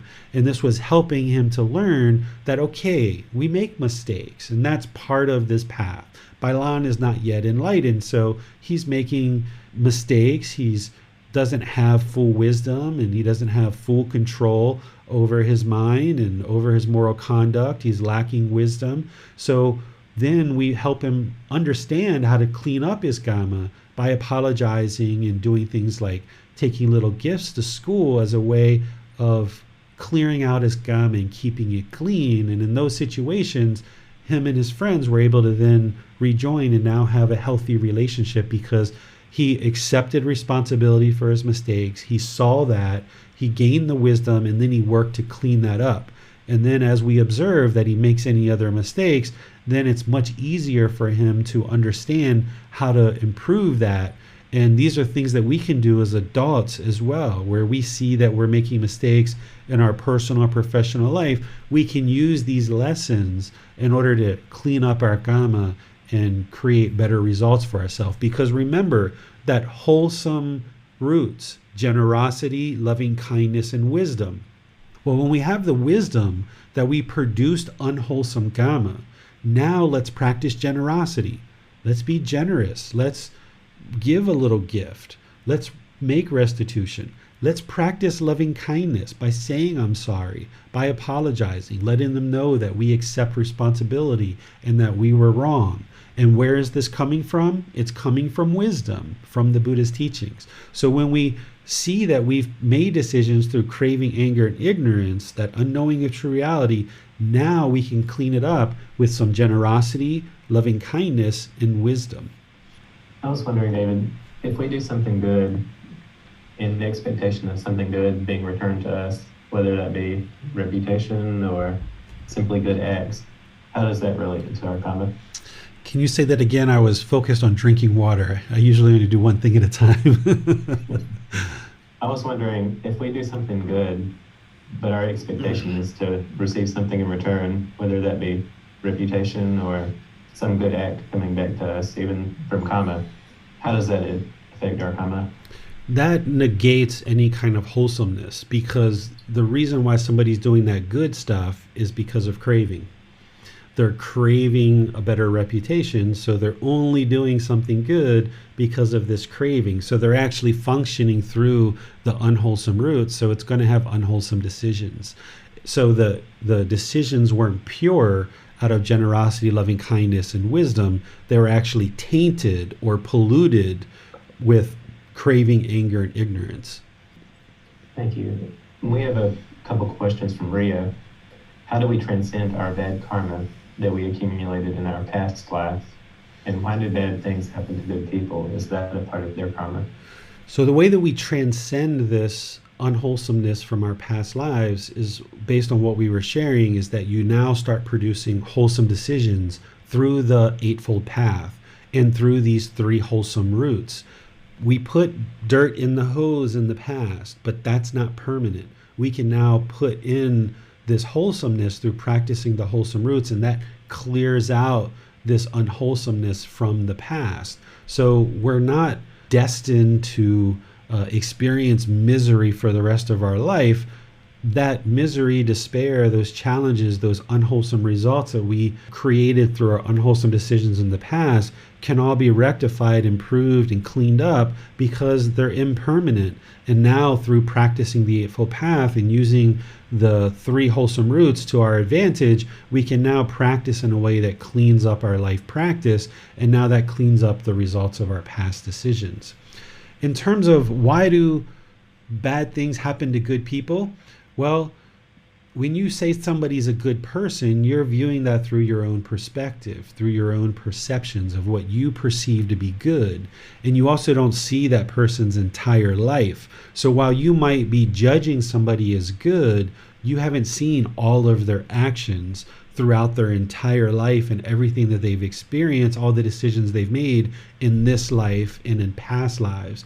And you're also perceiving their goodness through what you currently understand as being good or being wholesome.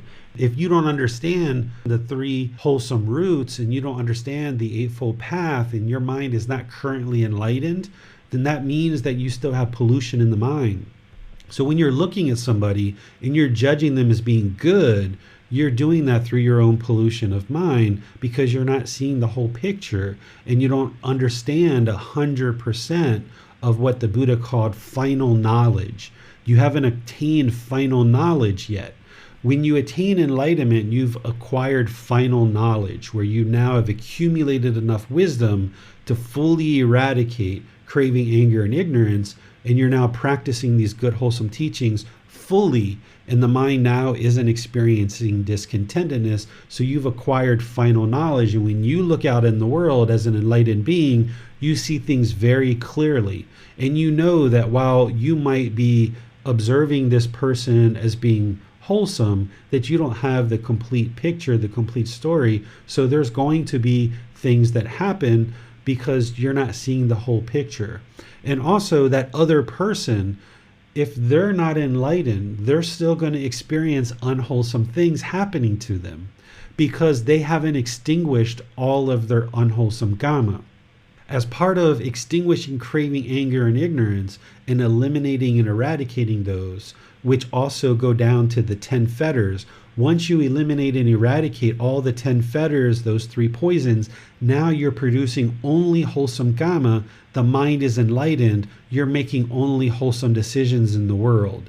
But until that point, you are unenlightened, or this other person is unenlightened, so they're going to be experiencing a certain amount of wholesomeness in their life, but they're also going to be experiencing a certain amount of unwholesomeness too, because they haven't cleaned up their life practice 100% to now only produce wholesome decisions. So you might only be seeing certain wholesome decisions that they're making, but they're also making unwholesome decisions that you haven't observed in this life and in previous lives. So therefore, you're going to see some wholesomeness, and some unwholesomeness, and some wholesome and some unwholesomeness. But once they clean up their practice and they actually get to enlightenment, they're only experiencing wholesomeness all the time.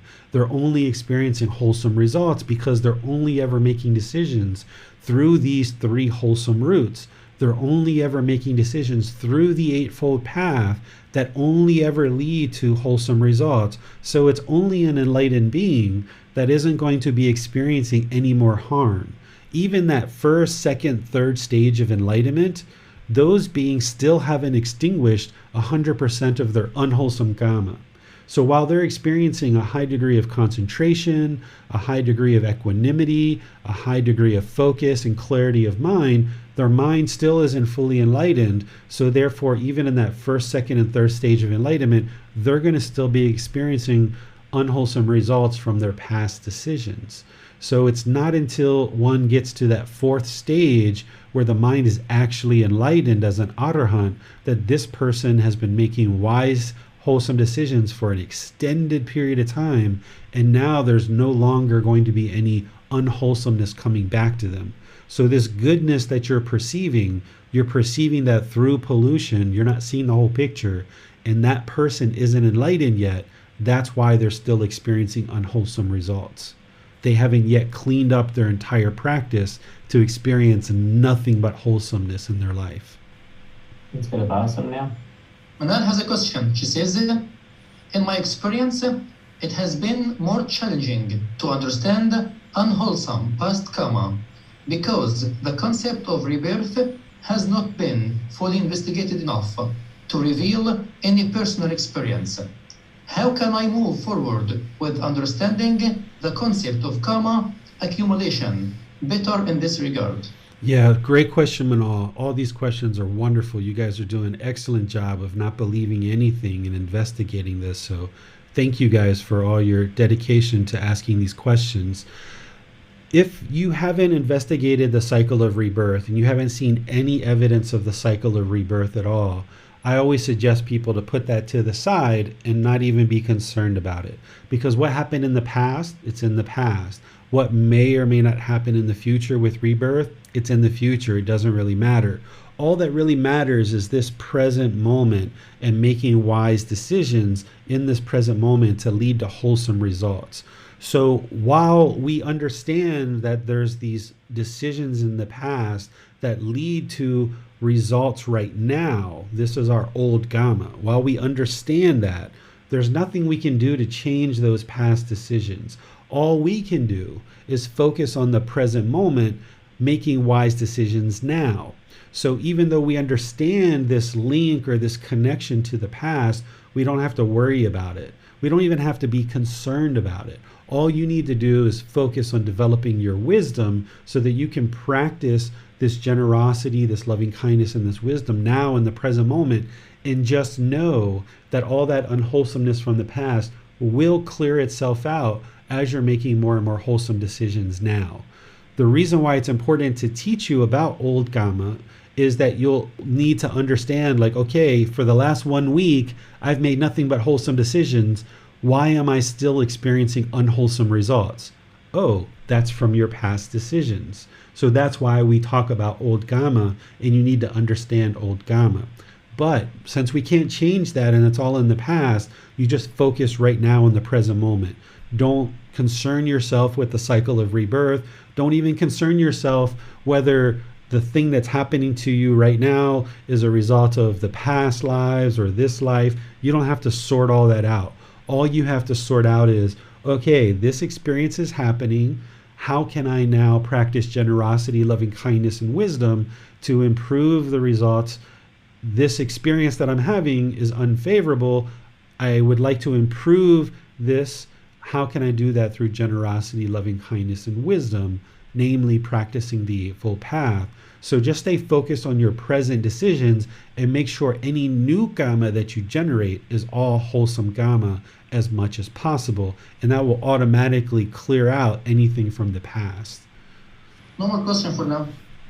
All right. So let's talk about laws of society. This is the last thing that I had to share with you guys, and then we can open up for questions on this and anything else related to the natural law of Kamma.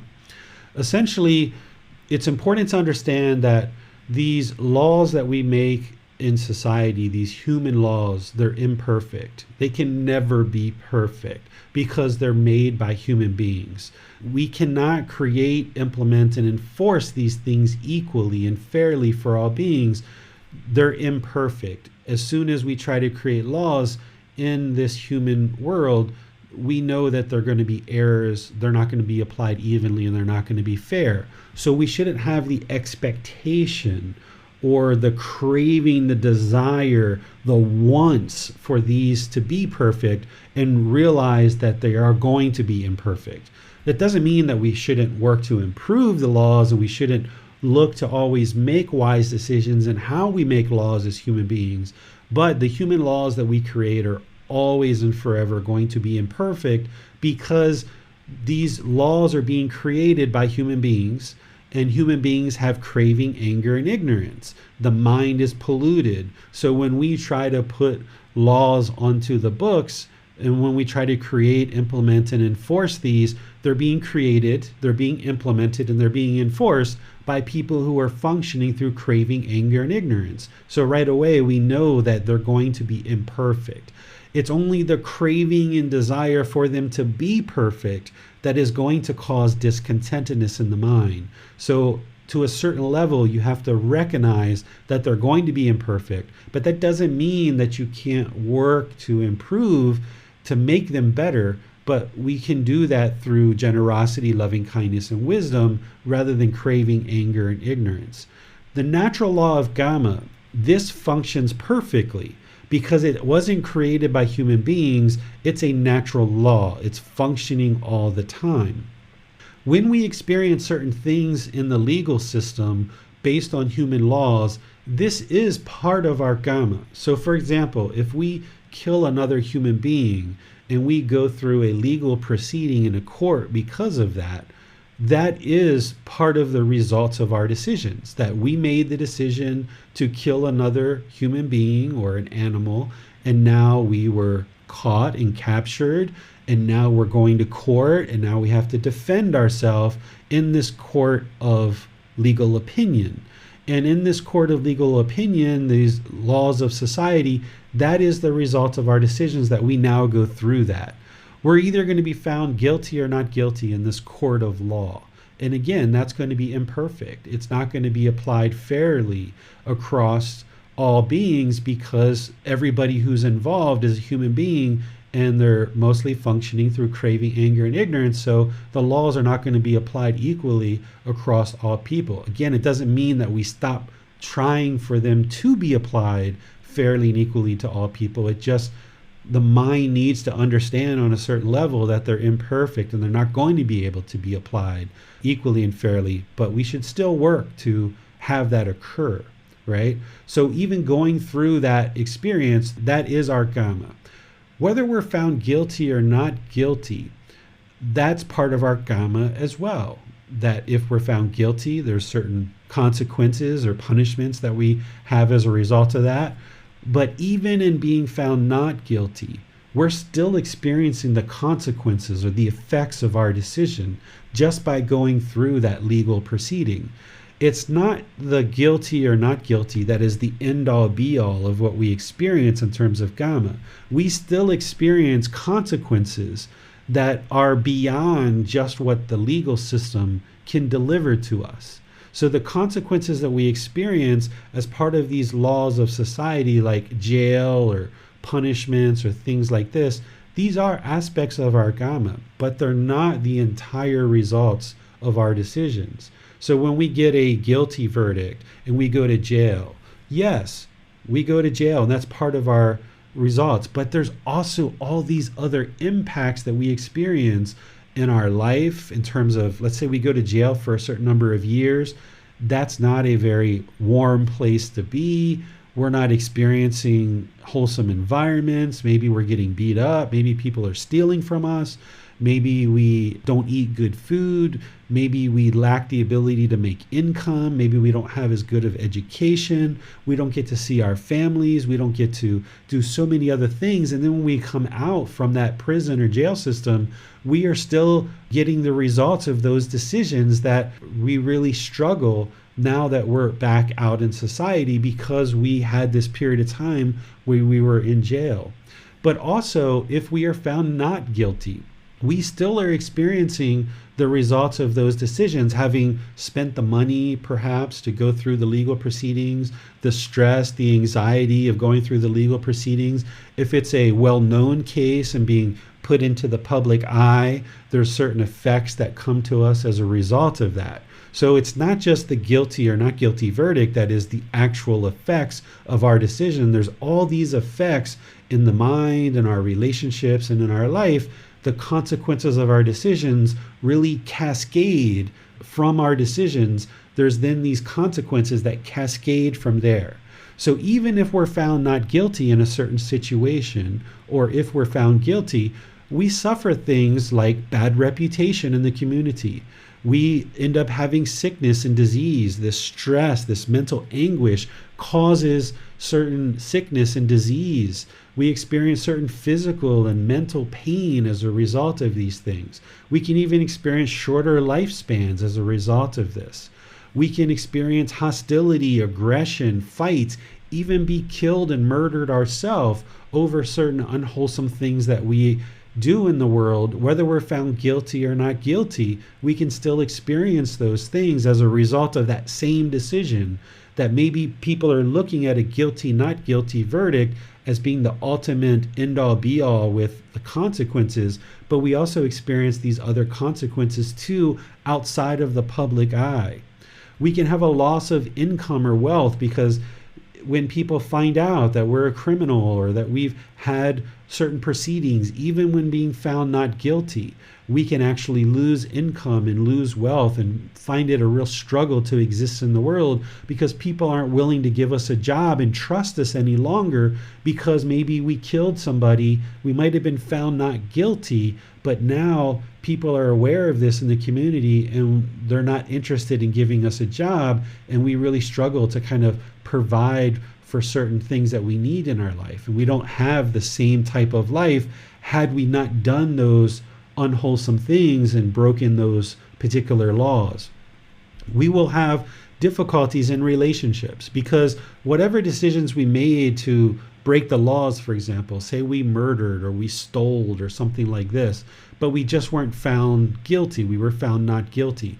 Well, the same pollution of mind that led to that killing, that same pollution of mind that led to the theft, for example, it's still there in the mind. Even though we were found not guilty in court, this imperfect law that was being applied to us, even though we were found not guilty, that same pollution of mind is there. So we're going to struggle in our relationships because we're still making decisions through craving, anger, and ignorance. We're still doing that in the world. And even though we were found not guilty in this imperfect court, we can oftentimes struggle and have difficulties in countless relationships after the verdict has been delivered. We have trouble securing and progressing in our careers because of that craving, anger, and ignorance that's in there. That guilty verdict or not guilty verdict is just one facet of the crime in the kamma that we experienced as a result of that. But now we have all these cascading effects in terms of our employment and securing housing and acquiring necessities to sustain our life in the world. And then all of these things even culminate into discontentedness and continued discontentedness.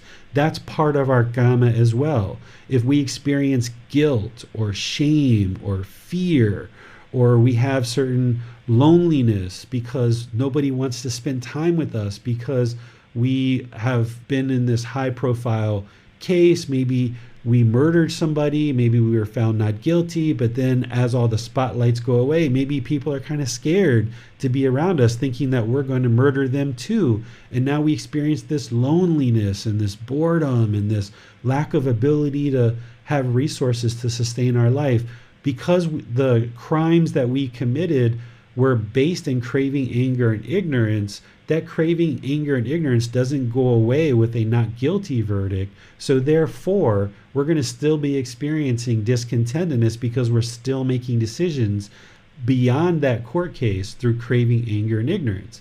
And if we don't eradicate this craving, anger, and ignorance, there's going to be rebirth, which is part of our Kamma as well.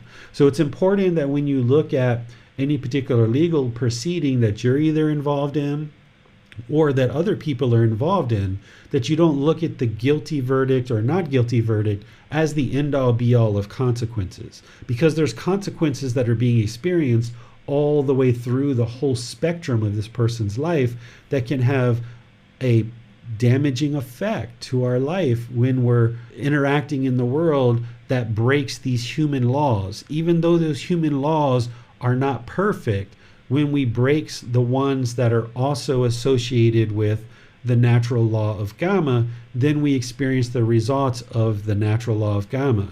These laws in society, they can't be perfect. For example, we know that in the natural law of Kamma, there's nothing unwholesome about having a relationship with the same gender, a male or female having a relationship together. There's no harm in that whatsoever.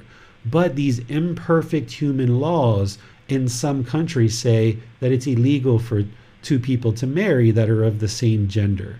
That's where you can see that these human laws are just imperfect because they're created through craving, anger, and ignorance. They don't understand that there's no harm in two loving males being together or two loving females being together in a loving relationship. Humans, by and large, haven't really understood that until kind of modern times. We're just starting to kind of figure that out and restructure our laws according to that. But the Buddha understood this 2,500 years ago. If that's not amazing enough with all the other teachings that he shared, that's entirely amazing that he understood that 2,500 years ago. So our laws in society are imperfect, and they are slowly, gradually kind of catching up to what the Buddha already knew 2,500 years ago. So it's important that when you see either yourself or friends or family, or you see high profile cases in the courts, that you don't look at the guilty verdict or not guilty verdict as the end all be all. That's not the only aspect of Kamma that they're experiencing. It's one aspect, but it's not the entire aspect. So let's see what questions you guys have on this or any other aspects of the things that we were discussing today. So to clarify, when we look at some of the high-profile court cases that have come across in America in the past weeks and years, in which a person who killed a person was not held legally accountable, what you're saying is that this still affects their Kamma, and their Kamma is inescapable. Absolutely. They can't run, they can't hide from that Kamma. So even in situations where somebody has killed somebody and they claim self-defense and they go to court and maybe they convince the people in that court that it was self-defense and now they've been found not guilty, they can't escape the fact that they've killed another human being. And when they go out in the world, there's going to be challenges that they experience. There's going to be certain hostility, aggression, fights. Some of these people are killed, or they have people that attempt to kill them. They're going to find that they're going to have a loss of income, a loss of wealth, especially these high profile cases that people experience where they feel like, this person should have been guilty. If you wait until the lights are out and you look back on some of these cases, some of these cases happen in the past where you can go back and look, and now we have internet, you can go back and look at some of these people's lives that even when they were found not guilty, you look at the things that happened to them since that not guilty verdict, and boy, did they have a really difficult life, and they're experiencing the consequences of those decisions now. Even though they were found not guilty and they didn't go to jail on that particular issue, they're experiencing all kinds of issues from that unwholesome decision. They're going to continue to experience that in this life until they extinguish their unwholesome Kamma. When some of these court cases have come out, we've seen a lot of people experience very pleasant feelings and also very unpleasant feelings depending on the results. And I just wanted to ask you if you could speak about how that relates to Kamma and the teachings in general. Yeah, so if you experience pleasant feelings when somebody's proven guilty or not guilty, and you experience those pleasant feelings arise, that's because of your own craving, desire, attachment. You have a certain want, a certain expectation. You wanted them to be proven not guilty, and they were, so all these pleasant feelings arise. Or you wanted them to be guilty, and now they're guilty, and you feel all these pleasant feelings arise. Well, that's basing your inner feelings on this impermanent condition, and now the next court case rolls around, and you thought they should be guilty, and they're proven not guilty, and now you feel painful feelings. So you're allowing your inner feelings to be based on this impermanent condition, because not every court case is going to be decided in the way that you think it should be.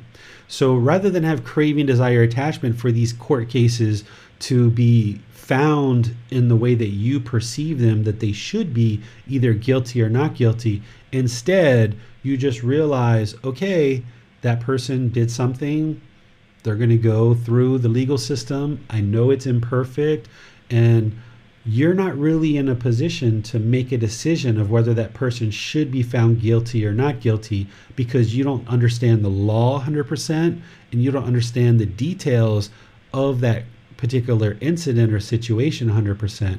So the best thing you can do when these big high profile cases come into the news is, if you'd like to be aware of them and understand what's happening, you can, but don't crave or have a want or an expectation of how the case should be resolved. Because if you have a craving, desire, attachment, a want, to expectation for either a guilty verdict or a not guilty verdict, and it doesn't turn out the way you want, then you're going to experience painful feelings. But if it turns out the way that you want, you're going to experience these pleasant feelings. And now it's only a matter of time before that fades away. And in the next situation, you're not going to necessarily experience the same thing. So you might have a certain perception or a certain opinion of how this court case should be resolved, but your opinion, your perception is tainted with your own craving, anger, and ignorance. So when you look out into the world and you have this craving for things to be done a certain way, you're just setting yourself up to fail. You're going to experience discontentedness in one way or another. As long as you have that craving for things to be resolved, it's better to just let it go, realize that you're not in a position to make a decision, and whatever happens, happens. If they get found not guilty, and in your mind you thought like, oh, they were probably guilty. Okay, so what? That's the way it happened. But they can't run from that Kamma. Even they were found not guilty in the court of law, they're going to experience the results of those decisions. And there are some situations where people are found guilty when they're really not. You know, there's people who have been committed to prisons and jails for murder or rape, and they've gone back and done DNA tests now, and they exonerate these people. After 10, 20, 50 years sometimes, they show that this person absolutely didn't commit this crime. But the thing is that while that happened, and that's unfortunate, we also don't know what else this person was doing. They might have been committing crime after crime after crime and never got prosecuted for it. And then they just happen to have this situation where they got roped into this crime based on their previous decisions of being involved in other crimes. And now they might have went to jail for that particular crime, but they didn't get processed and found guilty for these other crimes. So there's all this imperfection in this laws of society that we can't really see 100% clear because we're not involved in this person's life moment to moment to moment to moment. So the more you see the clarity of the natural law of Kamma, and you understand that people can't run and hide from their Kamma, and you understand that the court system is just one part of their Kamma, then you can let go and stop wanting for people to have their case resolved in a certain way, and just know with 100% confidence that the natural law of Kamma is always functioning, whether they were found guilty and they really are not guilty, that's a result of their decisions. And if they're found not guilty when they're really guilty, well, that's a result of their decision. And there's going to be other consequences that they experience as a result of all of this. So just let go and don't allow the mind to have an expectation, a want, or a craving for things to be resolved in a certain way. When we do see a person convicted of killing a person, then we may have pleasant feelings. This can sometimes seem also very similar to ill will. Is this a place where we should be cultivating compassion even for people who may have killed someone? Yes, if there's someone who's a murderer, oftentimes people will immediately hate them, right? Especially if it's your family member or somebody close to you or someone that you had a deep care for. The person's mind has craving, desire, attachment to their family member or a person in the community, and now that person has killed that person, and now because your mind is craving and attached to that relationship and you don't like this impermanence, you now falsely attribute these painful feelings to the murderer, and you think that they're the one who's causing your anger or your hostility or your painful feelings. But in reality, that person didn't cause your painful feelings. You're actually causing it yourself through your craving and your desire and your attachment to the person who was murdered. It's not correct for someone to go out and murder. We're not saying that it's proper or it's right for someone to murder. Of course, they're in the wrong for murdering, but you have to understand where these painful feelings are coming from. The murderer didn't create your painful feelings. You're causing them yourself through your own craving, desire, attachment. And if you can let go of that and not have that wrong view of associating your painful feelings to the murderer, now perhaps you can arise loving kindness and compassion. Doesn't mean you need to be best friends with this murderer. Doesn't mean you need to take them out to dinner or lunch, but at least you don't harbor resentment and anger for this murderer, because it's not hurting them. It's only hurting you. When you harbor anger and resentment and hostility, it's only hurting your own contentedness. It's only hurting your own peacefulness.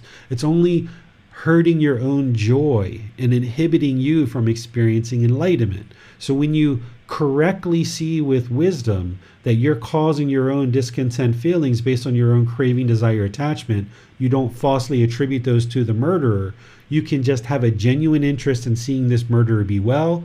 You can have concern for their misfortune. You can disagree with their intentions, their speech, and their actions, and all that they've done. You can disagree with that forever.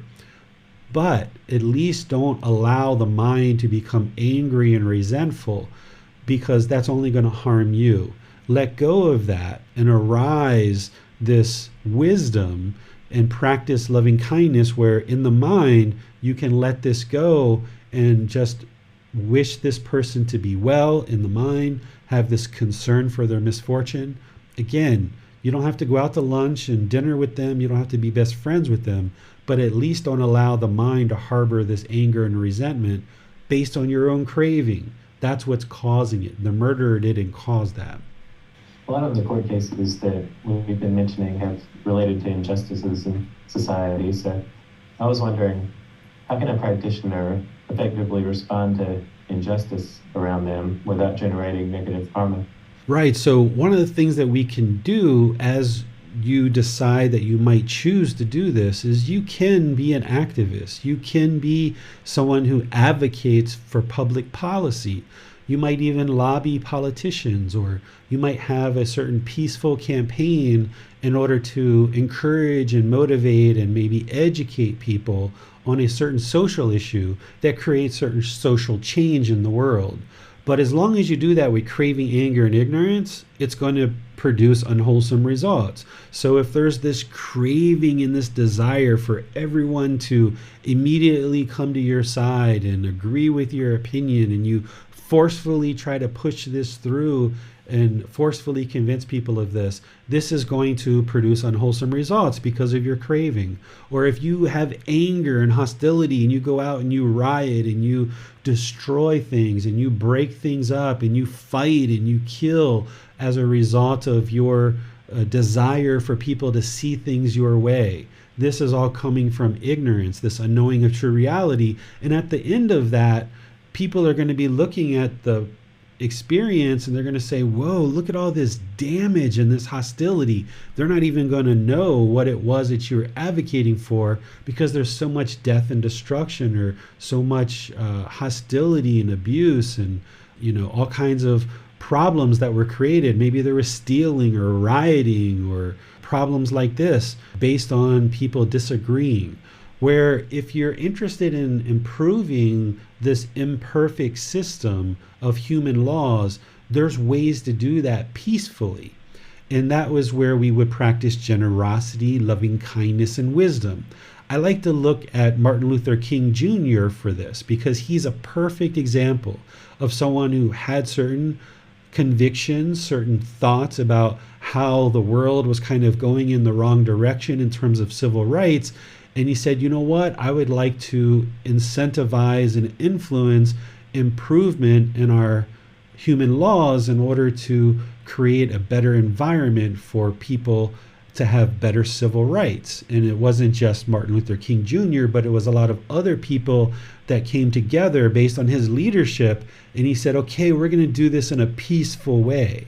And he always looked at having peaceful protests, where they would just come together quietly, all backgrounds, all ethnicities, all different types of people would come together and just peacefully walk across the bridge, or just peacefully sit at a counter and ask for service from a restaurant.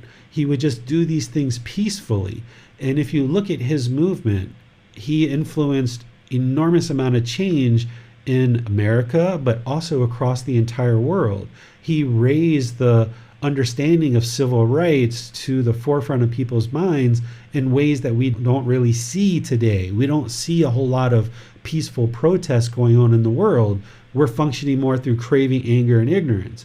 Whereas if we are interested in improving society's laws because we know they're imperfect, then let's do that in a generous, loving kindness and with wisdom, and that will actually produce better results, because when we do things peacefully, then we have a better chance of educating.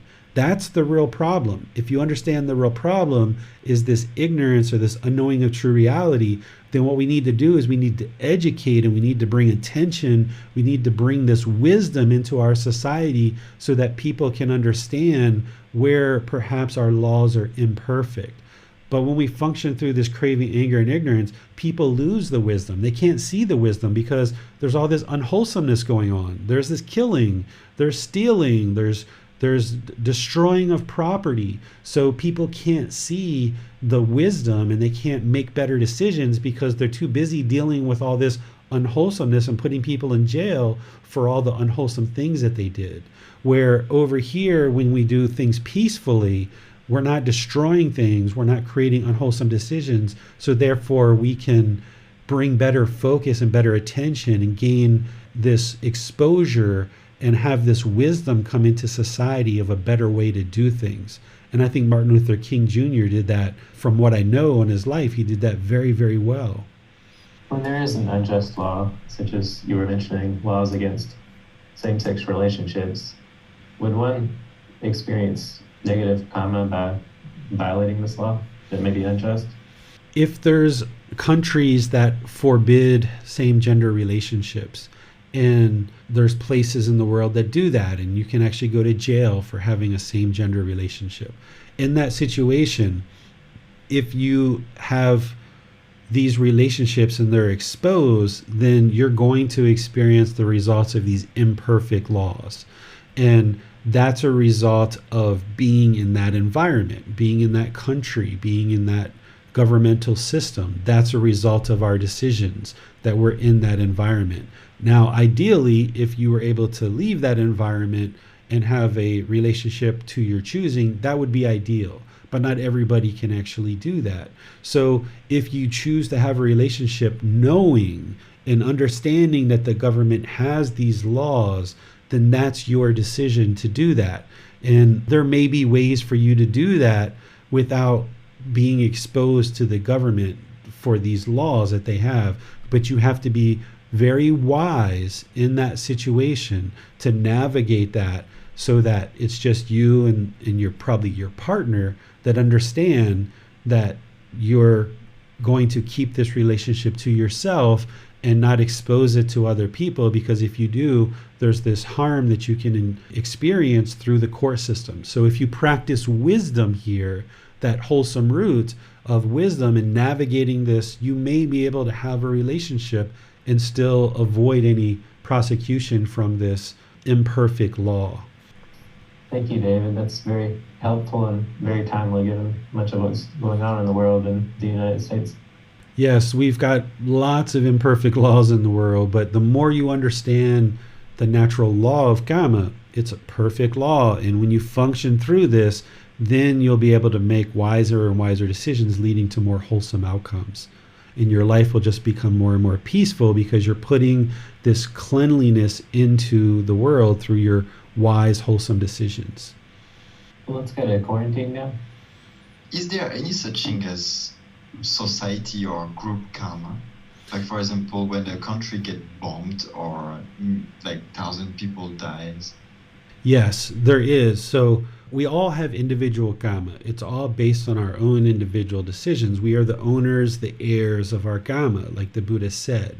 But then our individual karma living in a population of people accumulates to something like what you said, like, getting bombed. So if we think about back to the past where there's been countries that bomb another country just out of the blue, there's just been this bombing. Well, now when that bomb comes back to those people and they get bombed themselves, that's a result of their decisions. Individuals in that society, individuals in that country made the decision to go out and attack others, so therefore they're being attacked as well. Or conversely, if we don't think of the unwholesome side of it, if we think about the wholesome side, if you live in a community of people, either in a neighborhood or a county or a state or a country, that people are functioning with wholesomeness and they're making wise, wholesome decisions, then that environment's going to be very peaceful. It's going to be very calm, very serene, lots of joyfulness there. And more by associating with that population and being part of that neighborhood or that country or what have you, the people in that country are experiencing more and more results, the benefits of their wise and wholesome decisions. One of the reasons why I live here in Thailand is it's very, very peaceful here. People function in very wholesome ways, and people tend to see that when they come to Thailand, they call it the land of smiles, and they talk about how peaceful it is here and how calm it is here. That's as a result of the decisions of the people here. Sure, there's some unwholesome things that happen here as well too, but as long as you're making decisions in the direction of wholesomeness, you'll experience wholesomeness. And there's places like Thailand and others in the world that tend to be more peaceful because the people who are in these parts of the world are making wholesome decisions individually, but it bubbles up to kind of a societal population that are all experiencing wholesomeness. And the Buddha talked about this too during his lifetime. There was a population of people called the Khattiyas that had a lot of prosperity, and they were experiencing a lot of wholesomeness in their population. And he talked about how this population of people, how they can continue to experience prosperity and wholesomeness through making wholesome decisions. And we've got that situation today that there's some countries and some populations of people, and there's some neighborhoods within some countries that tend to be experiencing better results than others. It still boils down to individual decisions by individuals, but it kind of bubbles up to kind of a group karma. Yeah, thank you. You're welcome. This is clear. You're welcome. We have a few miscellaneous questions on social media if you'd like to address those now. Sure, we can go ahead and take a few of those, see how it goes. We have one from Rich. Previously, my dog had bone cancer and was in a great deal of pain. He would no longer eat, so I could not give him pain medicine, so I put him down. I don't understand how that is not being compassionate. Could you please explain how what I did was unwholesome? Okay, so as long as we're making decisions that are outside of the guidance that we understand, it's going to produce unwholesome decisions. So when we choose to kill another being, it's going to produce unwholesome results. And while we might be thinking that it's compassionate to kill this animal, I imagine, I don't know, but I imagine you had some sorrowfulness, that you might have had some guilt, or you might have experienced some discontentedness as a result of that killing, and you maybe weren't quite sure whether you were right or wrong about making that decision, and it might have produced some stress or anxiety in the mind. This is the results of your decisions. Whereas if you didn't choose to kill another being and you just know that it lived out its natural life and that you didn't participate in any killing, you can then reside completely content that you didn't contribute to any killing. But the thing is that your mind was craving pleasant feelings. Your mind experienced painful feelings seeing your dog go through the challenges that it went through. And because your mind was craving these pleasant feelings, you thought the way to get to those pleasant feelings is to kill the dog, and that's going to eliminate the painful feelings. But in reality, when you participated in that killing, it probably produced more painful feelings, I imagine. So this is how, by us participating in an unwise decision like killing, it's going to produce stress and anxiety in the mind, and that's a result of our decisions. And it would be best to allow animals to live out their natural life, because that's going to help them to improve their rebirth in the next birth. They can't attain enlightenment in the animal realm, so they're going to need to be reborn. And by them experiencing their entire life, their entire natural life, they will actually experience better rebirth and have a better chance to escape the cycle of rebirth. The real problem that they're experiencing is not the sickness in that moment. The real problem that that being is experiencing is the cycle of rebirth. So killing them in order to alleviate the physical pain that you're experiencing isn't going to solve their problem of the cycle of rebirth. Letting them live out their natural life, and then once they die, they're in a better and improved rebirth. This will help them escape the cycle of rebirth, which is the real problem that they're facing. We have a question from IA on YouTube. If the mind is so afraid of death and protects the self so much, how come it pushes so much to eat unhealthy foods or take substances which can lead to death? It's craving, anger, and ignorance. It's that craving, desire, attachment. The mind is polluted with these three poisons. And because we lack this wisdom, we lack this loving kindness, we lack this generosity, in the unenlightened state, the mind still craves this unwholesomeness, and it doesn't have this wisdom, and it isn't able to let go and completely transform. So even though you learn these teachings in the 7-month program, you can't get to enlightenment in 7 months. It's just not going to happen that way. There has to be this gradual progress towards gaining wisdom and moving the mind to transform it. It's been polluted for this entire life, and it's been polluted in all these previous lives. You can't transform it at the snap of a finger.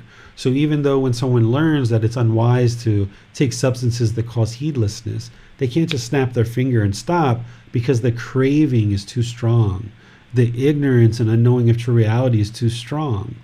Or those other examples that you gave, there's just too much craving there. It's so powerful. It's not until we train the mind and we transform it with this path, particularly breathing, mindfulness, meditation, generosity, these other teachings, that we then reduce and eliminate the craving, that we then can gain control and mental discipline over the mind to make wise decisions. And until we train the mind, we can't control the mind in the way that we need in order to make the wisest decision. And we still make these unwise decisions based in craving, anger, and ignorance. And Rich would like to know, should one set aside time for reflection on a daily basis?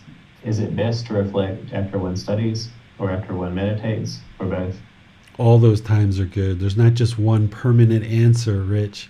So reflection is really important. This is why spending time alone, spending time on walks in the park, being alone in some places, that's like death to some people. They don't want to be alone because they're with their own thoughts. But how could you ever really progress if you don't spend time reflecting? And being alone is the way for you to do that.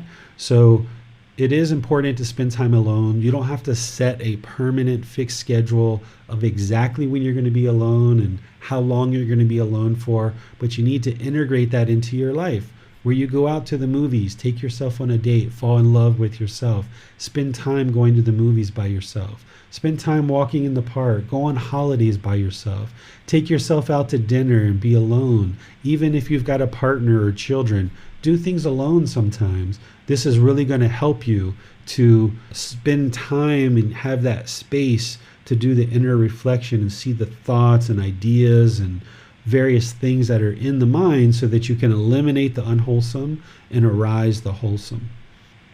Thank you, David. Those are all the questions we have for today. All right. Well, this has been a really wonderful conversation. I would like to thank all of you for contributing your questions to this discussion, and even those of you guys that are just listening, either in the live class or on one of the replays. The more you learn about this natural law of Kamma and you see the truth in it, then you will be able to make wiser and wiser decisions. Remember, none of this path is about belief. So today, perhaps you did some learning. Maybe you need to do a bunch of reflection on what's been shared. Maybe you even need to learn through listening to this multiple times. And then ultimately, after you've done that learning and reflection, start practicing, where you're practicing the Eightfold Path and you're practicing generosity, loving kindness, and wisdom. And as you do, and you see the improvement to the condition of the mind and the condition of your life, then you have that reassurance. You have the confirmation that these teachings are in fact 100% truth, and the Buddha's teachings are guiding you towards this improved condition of mind and this improved life. And I just would like to thank you all for contributing to this discussion, because the more we investigate, the better that we can then learn, reflect, and practice to experience the results of this path. Next Sunday, we're going to be in chapter 10, which is titled, What is Merit? This is a particular type of wholesome Kamma that we didn't talk about today. But now that you understand what Kamma is, we can talk about this particular type of wholesome Kamma and how to practice that in a way that brings wholesome results for you. So it's a fairly short chapter the way it's written, but we're going to talk about this and discuss it next week on Sunday. This Wednesday is our breathing mindfulness meditation class. I'm going to do a guided meditation. Now that we've done 3 series of classes where we did 4 classes of breathing mindfulness meditation, 4 classes of loving kindness, and 4 classes of Buddhist chanting, we're now going to start rotating, where we do breathing mindfulness one Wednesday, loving kindness the next. Breathing mindfulness one Wednesday, loving kindness the next. And we're going to be rotating this every Wednesday to help you build up your practice. And as part of that meditation that we do, we also open things up for questions. So any questions you have, not just on meditation, but anything on this path at all, you can bring into that Wednesday class, and we open up to all questions. So I'll see you guys either next Sunday or this Wednesday, perhaps maybe even both. In the meantime, have a very lovely rest of your day. It's been a wonderful class. Thank you all to the moderators and to all of you for participating either in the live class or the replay. Have a lovely day. We'll see you next time. Sawadee krap. Thank you for listening to this podcast. To provide support for this podcast, visit patreon.com/support Buddha. To access more teachings, visit buddhadailywisdom.com. There, you will discover a full range of courses, retreats, and online resources to assist you on the path to enlightenment. Remember to establish a daily, consistent meditation practice, along with learning and practicing these teachings. A well-developed meditation practice is the foundation in which to train the mind to attain enlightenment.